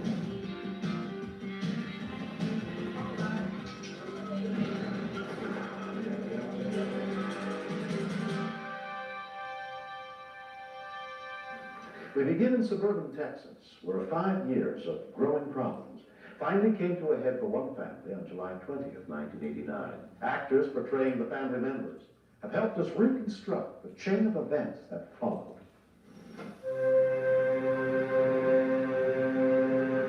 Late in the afternoon, a woman we will call Susan went by her 78-year-old mother's house to check up on her. I left work, and for some reason I didn't come straight home. My mother lives very close to me, and I stopped that day. I'm not sure why. Susan had been uneasy ever since her son had been released from the state mental institution 9 days earlier. She had committed him after several incidents of violence and threats to kill the family. Now he was out and threatening to buy a gun.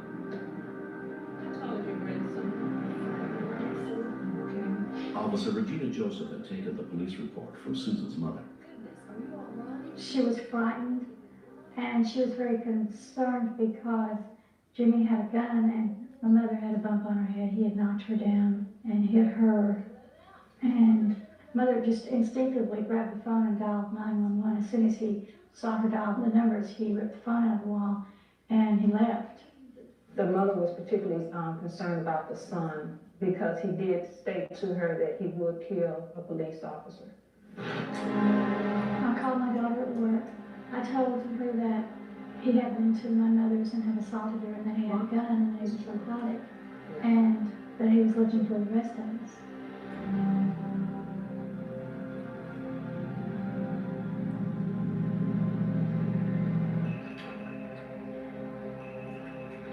Susan's daughter hurried home to get a few things before going to stay with a friend.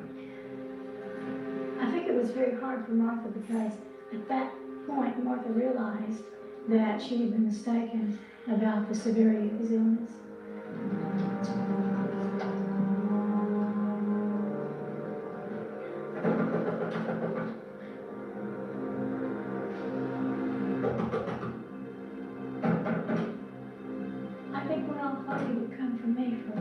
because I was the one who had initiated the commitment proceedings, and I was the one who initially threatened, and Martha had things happen.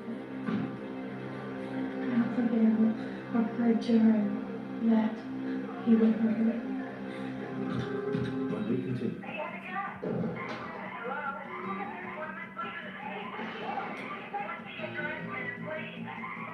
Keep them looking. Please, you. Just saves pets. Some missing children go years before they're found. Justice Here's Network, one we really need to missing reunite children. with her family. But Justice Brenda Network Davidson used was to be 14 Justice years old when Network. she was last seen Now on it's March True 4th, Crime Network. 1974 in Woodbridge, Virginia. Her photo But has I been like to call progressed it to Justice 57 Network, years. True Crime If you have any Network. information that could bring Brenda home, please call 1-800. My son is armed and dangerous. We know where he is. He is at my daughter's apartment. This is the phone number. That's her number, where he is.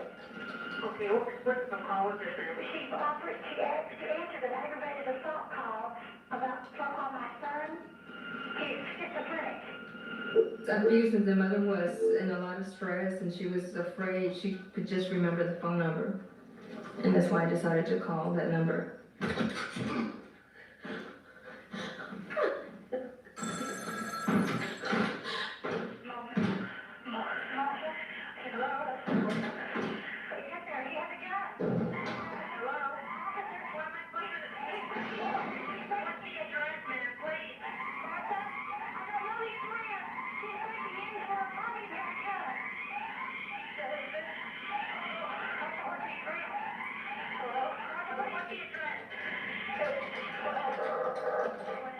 I could hear the alarm. I knew he had broken in. It was making it hard to hear her.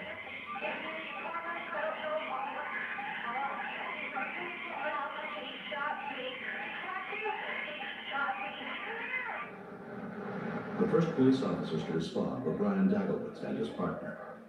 6:23, we received a call. We got an emergency call that there had been a shooting at a location.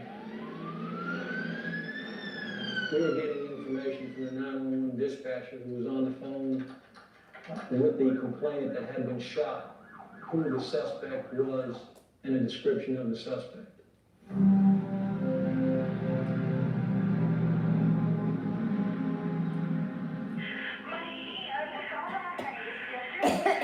I knew that if anything happened, if I lost her, it maybe didn't matter if he came for me.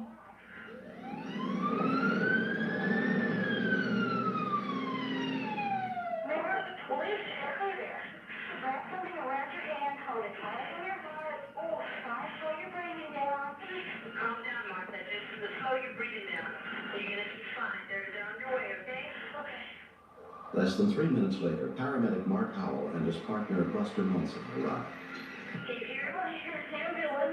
I was relieved that the paramedics were there, but I was afraid that he was still out on the loose because he was very determined to go hurt the rest of his family. That's what Martha told me.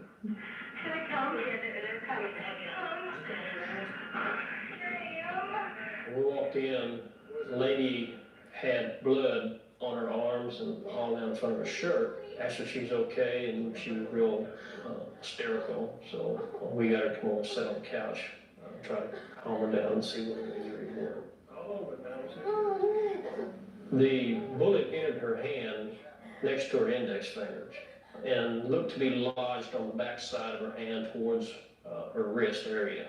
Are you allergic to any drugs that you know of? Oh, it's very clear that there was a close call on her part in that he was attempting to shoot her in the face, and then just in the last second, she threw her hands up just in self-defense. What kind of gun do you have, do you know? I'm probably a little angry at me because I didn't see this better. I think it could have been a lot worse. I'm very thankful that it was just my hand, that it was me instead of her hand. On her way to the hospital, Susan flagged down a passing police officer, Tom Payne. She stated to me that her daughter had been shot and that she needed to get up there right away, and she wanted me to escort her. She then told me that it was her son who was the suspect on the shooting, she's very adamant that he was an extremely violent person and that any contact with him would be a very serious encounter. Drive your car, we're gonna let you drive yourself over to the hospital. Okay? I guess she particularly felt, for some reason, that I would be the one that was going to confront her son. I never really could understand that, but she kept looking at me right in the eyes and saying, "You're gonna have to kill him, you're gonna have to kill him."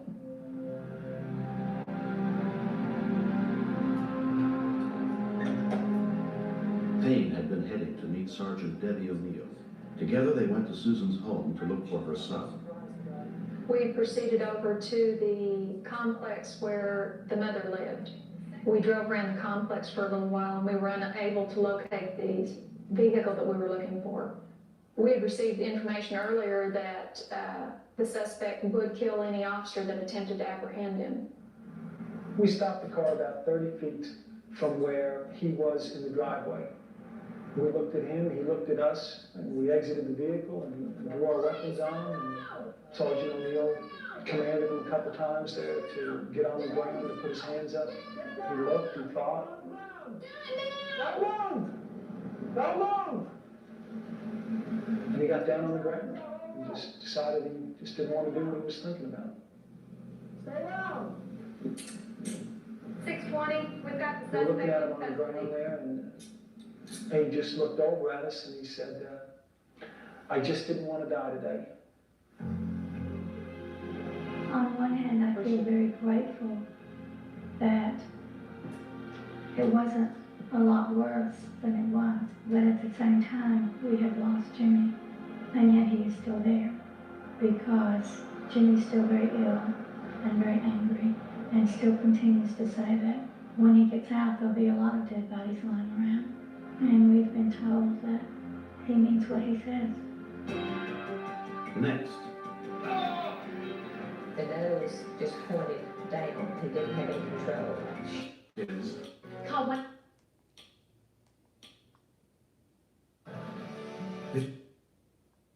.com. All right, look at him go. It's a beautiful sport. I myself didn't want to be up there, but it was amazing just to see what good times they were having. I'll help to join you, Jim.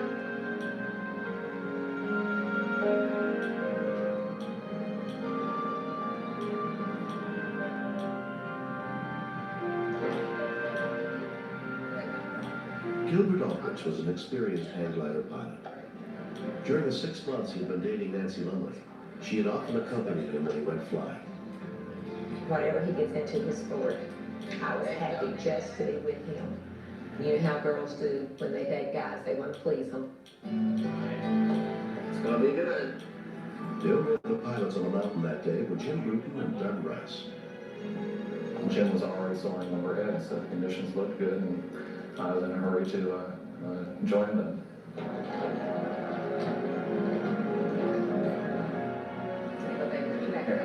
Pull it down that. He had showed me how to set a glider up, how all the tubes, where they went. And since I had set him up, you know, I did the check. This one needs a little bit straighter. That might help when you got to cooperate. Down, just keep my arms in it. Okay. So he holds that glider up, and then he would go over to the launch pad. Okay. Okay, now watch that tree over there. All right. Okay, let's come on, help you on the ramp with it. All right, let's set it down right here so I can look things over. Okay. And you forgot your helmet. Can't reach it.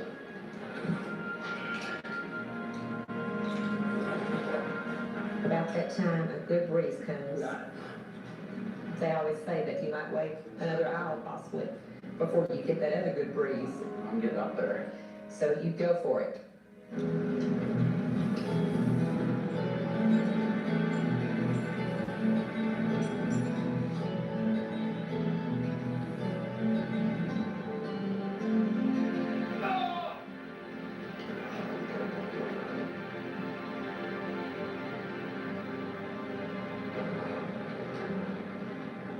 The nose just pointed down. He didn't have any control. Down he went, going towards the trees, just like somebody had shot him from an arrow.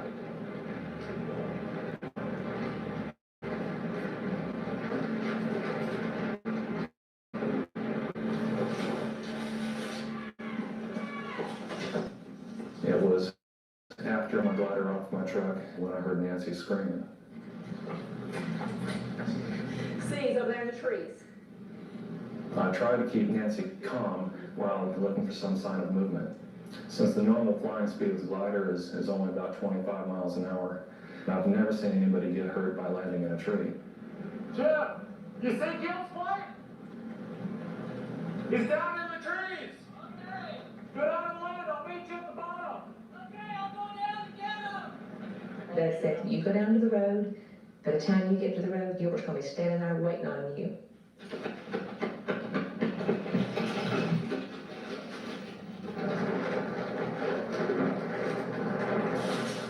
Jim, Doug, and Nancy all headed down to look for Gilbert. And I drove, and I drove, and I drove, and no Gilbert. And by this time, the tears, they were streaming, and I couldn't hardly see to drive, and I thought, this can't happen to us. I mean, I love this guy. The glider would obviously be the easiest thing to see. The main concern was maybe he wasn't able to get out of the glider. When I first saw the glider, Gil was not in it. And then as I moved in just a little bit closer to where the glider was, that's when I had the shock in my life. What happened? He said I wasn't hooked in. At that point, the whole frightening scenario of what had happened kicked in. We're gonna get you out here, buddy. Oh, bud. He's been laying here for about 45 minutes, hasn't moved. And I realized that to come down, straight down, as he obviously did, that he must have been going about 60 miles an hour. Oh, God, it's that. He'd lost quite a bit of blood, was struggling to speak as the wind had been knocked out of him. And we assumed that he had internal injuries. I'm gonna get you some help. Make sure you can get back to the spot. Doug ran to the nearest house to call for help. A rescue squad from the Sorrowtown Volunteer Fire Department and a Stokes County ambulance were immediately dispatched to the scene. Hurry, get back, I think he's hurt bad. When I heard the sirens, I knew then I'm not gonna find him if they're, just jumping up and climbing running in my arms. He's hurt. Among those who responded was paramedic Greg Collins. And it's very steep, very rocky, and very rough. We knew it would take at least 30 to 40 minutes to get back down off the mountain. They were considering whether or not they needed a helicopter, and I asked them to absolutely get a helicopter. I have lost a couple of friends, but Gil's accident was one of the worst I've had to see since I've been in the sport of environment. I didn't know whether Gilbert was alive or dead until he said his first words. You know where you at? You hear me? Yeah. They were asking him what day it was. And it was Sunday, and he said it's Tuesday. They told us that he had an open fracture of his arm, decreased lung sounds to one side, which was indication that he probably had a collapsed lung. His blood pressure was dropping dramatically over 5-minute intervals. He looked shocky, he was cold. In a day with a temperature around 85 to 90, he should not have been cold. This man was in serious trouble. You didn't get to ride in a helicopter. It's almost 5 o'clock. I couldn't even see in front of me. I was praying so hard. I mean, he was just as quiet as quiet be. It was like all the blood was drained out of him. I thought Gilbert was gone. When the air care helicopter got Gilbert to Baptist Hospital, he was barely clinging to life. A trauma team awaited his arrival, led by Dr. Wayne Meredith. He lost about half his blood, internally and externally. And so he was reaching the end of the fuse on his time bomb. You need to get this tube in your chest and pop your lung over here, okay? You wait all your life for that special someone. pressure, but we need to take him to the operating room because it looks like his kidney's been hurt pretty bad. I was gonna stick with him, I was gonna be right there with him and pull him through this. I knew I wasn't a doctor, but I always heard that if a person has love and a person has will to live, you're not gonna lose him. I'm gonna be out in the waiting room, okay? I love you, darling. Okay, somebody call me or tell me we're on the way.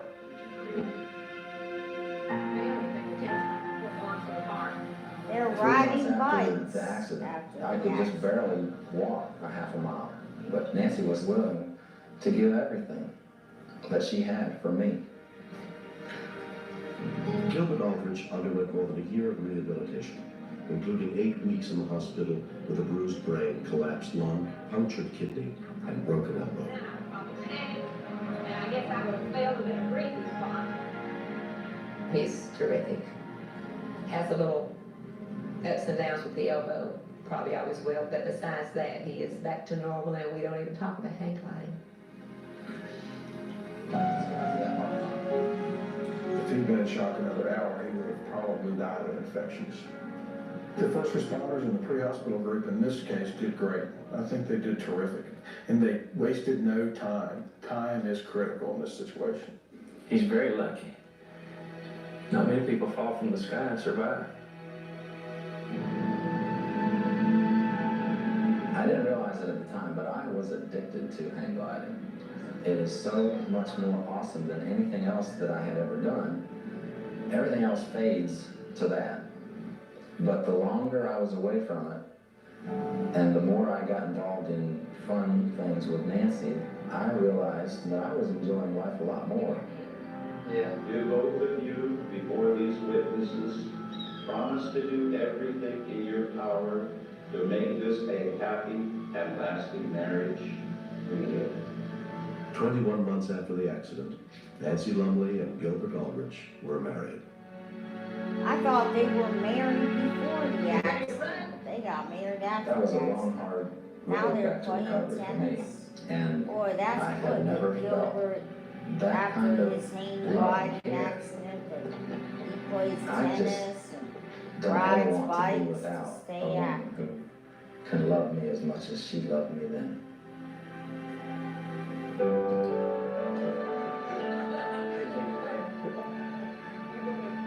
Hello, I'm Mike.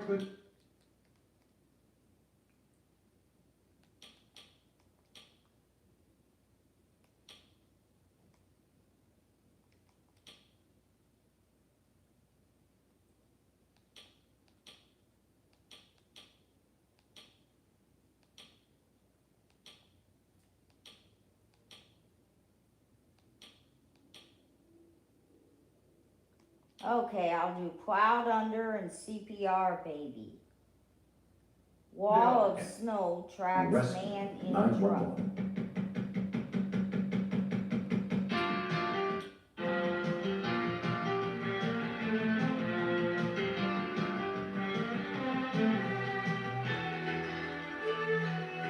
truck. Step out of the car, please.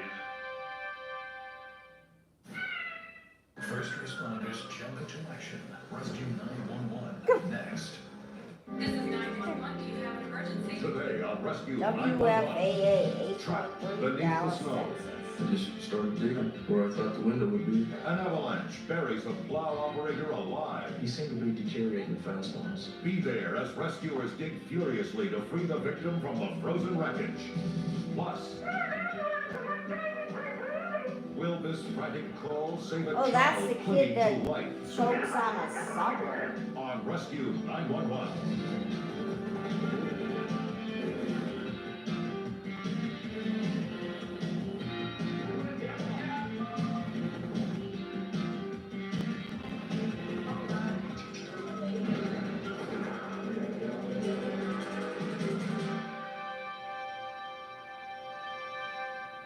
So many dangers are unforeseen. The fear of confronting them can become overwhelming. I'm William Shatner. Tonight, true stories of heroes and victims who, despite all odds, never give up on Rescue 911. We begin in the dead of winter in Jackson, Wyoming, where a series of storms in early 1988 had created hazardous conditions in the Grand Teton Mountains. Now, Rescue 911, I'm True Crime Teton Pass connects Idaho and Wyoming. It can be a dangerous road in the wintertime with the avalanche conditions. The most dangerous stretch of the road runs under Glory Bowl, an area particularly prone to avalanches.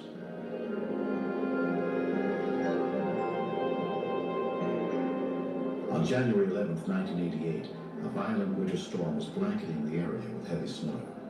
The Wyoming Highway Department dispatched snowplow driver Don Fisher to clear the roads. Supervisor Jack Oakley was also on duty that morning. Don's been up there a long time and had a lot of experience dealing with the slides, and he's plowed Teton Pass maybe 13 to 15 years. The threat of an avalanche increases dramatically with high winds and heavy snowfall.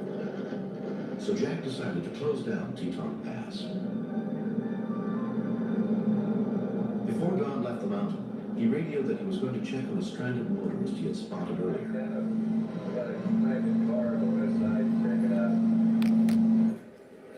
Rotary plow driver Ernie Potter was dispatched to help close the road. I just felt that there was a real good chance that we was going to have slides that day up there.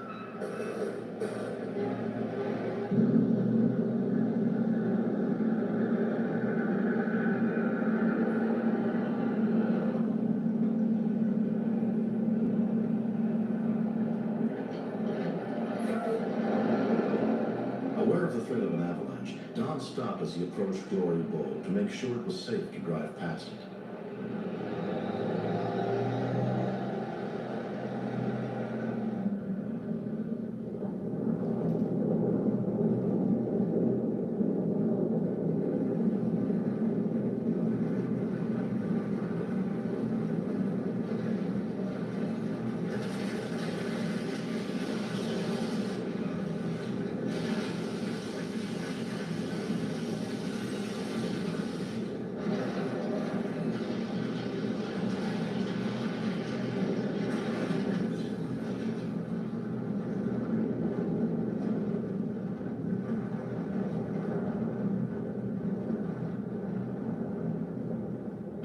When we continue.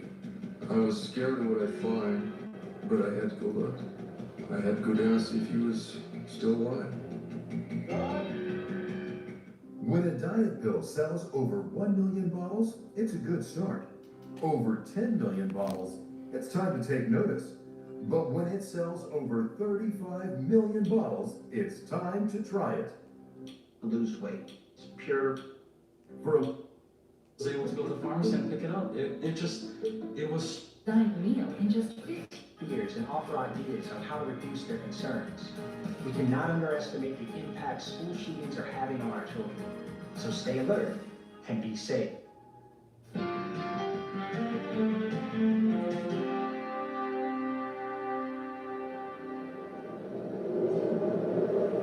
1057, Jackson shot. So something was the matter. We knew that. That's negative. I haven't been able to contact Fish at all. As the minutes passed and they still heard nothing from Don, his co-workers became increasingly worried. Did you call? It had been half hour, hour. So I volunteered to go up and see if anything was the matter. Radio technician Chuck Kakulich and driver Russ Moses headed up the mountain. I've known Don for 20 plus years now. He's a great guy. He's kind of the father of the bunch around here.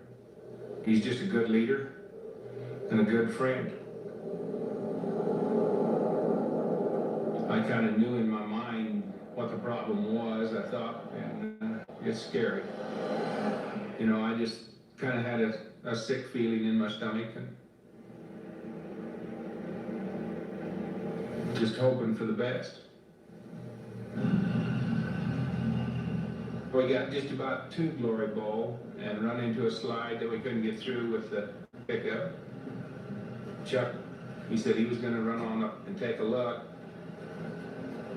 Russ radioed back to the dispatcher that they needed some assistance to clear the road.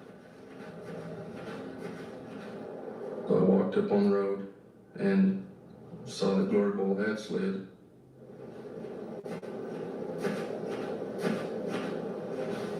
looked at it, walked up on it, and looked the downhill side of it. That's when I saw the front bumper and the lug nuts from the truck. I was scared of what I'd find, but I had to go look.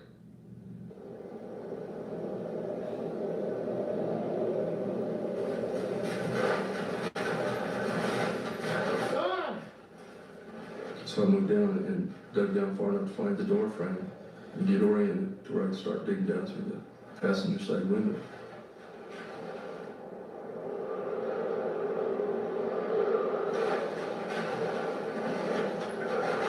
The snow was packed in tight.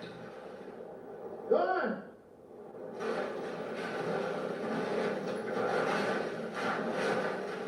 His right hand popped up. It came up and he just shook it. I knew he was still alive then. You all right, buddy? We're gonna get you out of there.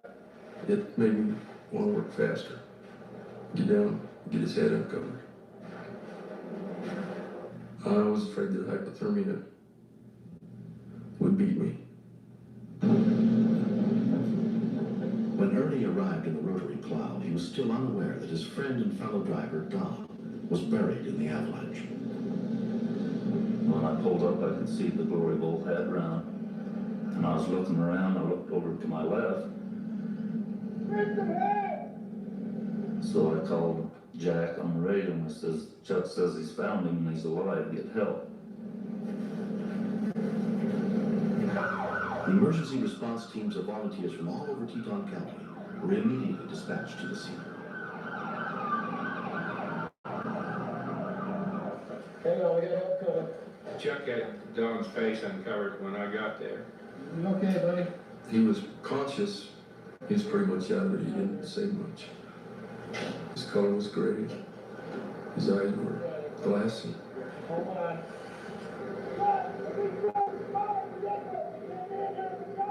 He hollered at me and wanted to know if I had a short shovel. That particular day, all I had was about a 3-pound coffee can. I think he just had a little room that he could breathe. His body heat melted the snow away from him enough that he had just a little bit of oxygen there. Hold on there, Don. We just knew that we had to get Don out of there as quick as we could.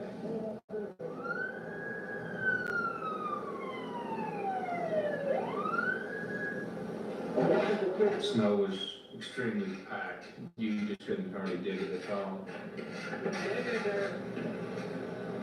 And we finally decided we had to get the door open in order to get more room to get him free. 2 hours after Don had been buried by the avalanche, members of the Teton County Sheriff's Department arrived under the direction of Sheriff Roger Millward. The snow sets up like cement and it's slowly compressing tighter and tighter on him. His ability to breathe and his ability to move is almost nil. You can see that the hypothermia is setting in. We weren't sure of what his injuries were. The volunteer fire department arrived, led by Rolf Belden. Don, can you hear me? I joined him in the cab, tried to talk to him, keep him alert. Okay, Ron. He didn't know his name, he didn't know where he was, couldn't really talk to me in a way that you can understand. Volunteer firefighter Jim Tucker had never worked in avalanche rescue before. We were in the extrication about an hour. Somebody mentioned his name, Don. And I just, oh my God, this is my neighbor. I seemed to just like shift gears. I just went faster. The whole thing kind of got to me a little bit because I knew we couldn't get him out. Got so tired, everybody was just getting tired and they couldn't shovel anymore. We knew we had to keep going. It had been 4 hours since Don was buried in the snow. We had to dig clear down almost to his ankles before we got him free. He seemed to be deteriorating fast on us. Once your body temperature reaches, I believe it's about 80 degrees, recoveries are a lot harder. Okay, we're coming live, guys.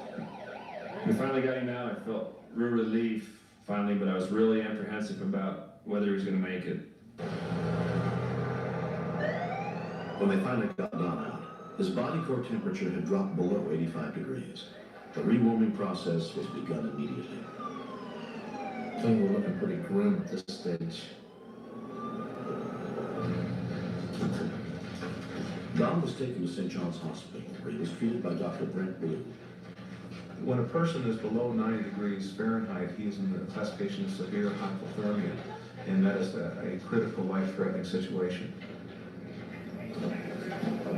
They are sort of in a state of suspended animation. Their body functions basically are slowed down to a snail's pace. They don't require much circulation or much oxygenation of their blood. Get the warming blankets on and the warming coils. Probably the most single greatest danger is cardiac problems and having heart rhythms that are abnormal. Okay, you know where you are? Don was moved to the intensive care unit, where the slow process of rewarming his body continued. His wife, Colleen, was at his bedside. There he was, all wrapped up in blankets, and there was cloths around his head, and he looked so cold.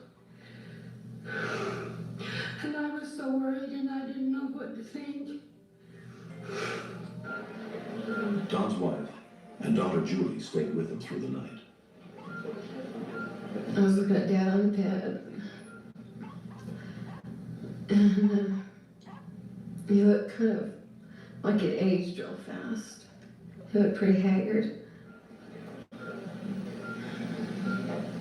He was warmed up to a normal temperature within 24 hours, which really was a dramatic recovery.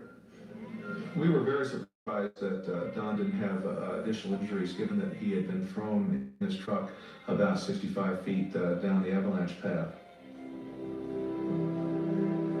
3 years have passed since the accident. Guess it just wasn't my time to go. That's the only thing I can say. There were a lot of people involved in it. There ain't words to describe how you feel. It's just something else. I was out in front of my house. Don came over and shook my hand and gave me a big hug and thanked me for everything I'd done for him. I felt proud and relieved. I've known Don for about 8 years. He'd give you the shirt off his back. He didn't say much. He just shook my hand. 1 week after the accident, Don was back on the job, plowing Teton Pass. I figured if I didn't go back when I did, maybe I'd never have the nerve to go back up there again. After going back, it bothered me first couple of times passing under there, but I finally got over it and it don't bother me anymore. Next. Police Fire Communications.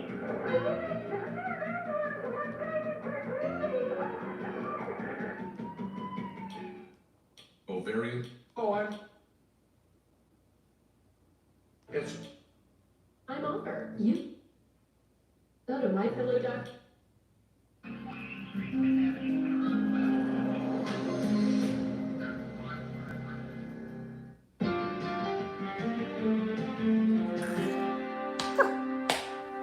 If someone you love is caught in an emergency, will you know enough to be able to help? That moment came for one mother on May 16th, 1988, in the small town of Xenia, Ohio. All of the people involved have returned to help us tell her story.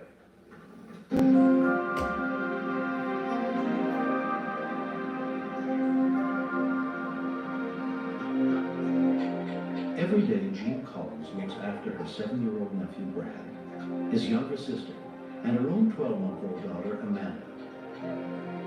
On this day, Amanda had an ear infection. As the day progressed, her fever began to get higher. Amanda started to cry, and I went to pick her up, and that's when I called the doctor's office, and Amanda started going into Now, convulsion. rescue 911. When I talked to the nurse, then she said, hang up and call an ambulance. 911 was all I could think. But Xenia had no 911 system. Next, The nearest rescue available 911 operator was 60 miles away in Cincinnati. She routed the call back to Xenia's one emergency dispatcher, Jay Smith. Xenia Police Fire Communications. Ma'am? Ma'am, listen to me now, please. There's just a desperation in her voice that I'd never dealt with before, and it got my attention. I felt that I couldn't leave this lady. I had to deal with it and stay on the line with her no matter what. Okay. Okay, get your baby on the back and make sure that there's nothing in the throat. Okay? Men are on the way. Tilt the head back. Place your mouth over the baby's nose and mouth. And breathe in. Breathe in until the chest rises. What's the matter now, ma'am? Ma'am? Okay. Ma'am? When my Aunt Jean started screaming about Amanda, I got real sad, and I thought she was gonna die. Ma'am? Listen to me, ma'am. You're gonna have to try to clear the baby's throat. Okay? Okay, try to pull the tire with your fingers. Okay, well just go ahead and try that. Lay the phone down and then come back to me. Okay.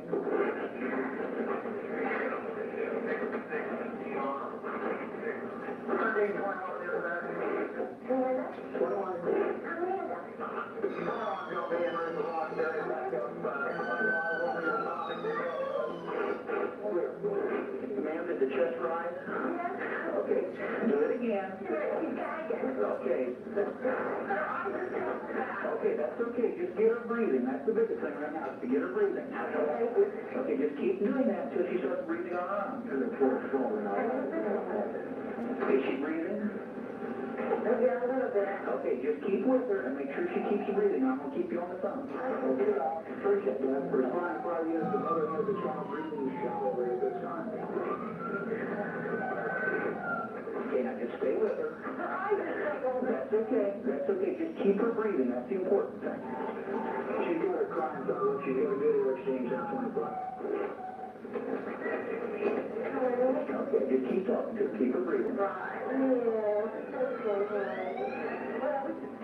Jean's sister, Patricia Schinkel, had just finished her shift as a nurse at the local hospital. I was on my way home from work to pick up my children at my sister's house, and I noticed an ambulance, and Leah and Michelle had just gotten home also, and they were getting out of their car. The ambulance was in front of the house, and I figured it has to be one of the 3 kids.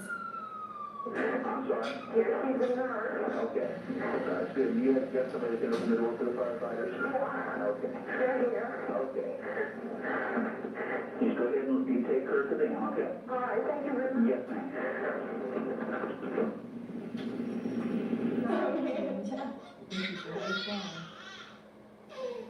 Amanda's high fever had caused the convulsions until the airway was unblocked. She could not get any oxygen in, not even with artificial respiration.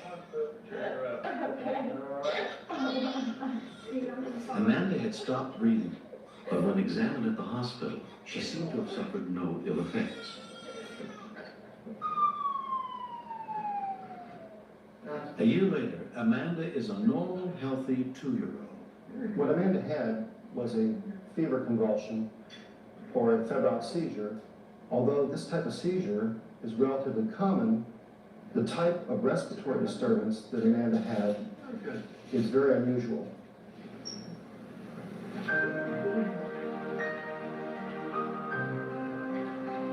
The Collins family is They're kept in touch feeding with ducks. dispatcher Jay Smith. They're Jay feeding is so ducks. special. The city And recognized she's him a for doctor. what he did, and they invited us to come and see him receive his coronation. And it was like seeing a friend or somebody when I saw him and they said, "This is Jay Smith." I hugged him. I'm about to Thank end you. this live stream now He's so because wonderful. I'll probably have to was so recharge patient. my iPad battery. This is Continually, I'm probably thinking, what low. if he didn't keep telling me? You know, check her throat, calm down. he stayed with me totally through the whole thing. It was like, that phone was like, it was like my lifeline and my connection to somebody else who was helping me.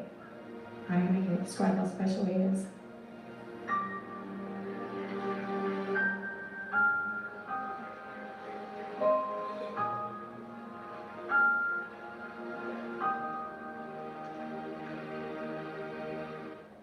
My finances are very out of control. Having a family and a finances is a tough balance tonight. You're sitting here at the end of the month looking at all the bills thinking it's good.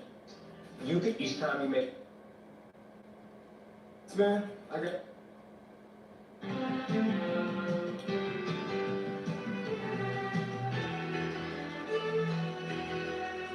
Mr. Shapiro, step out of the car, please.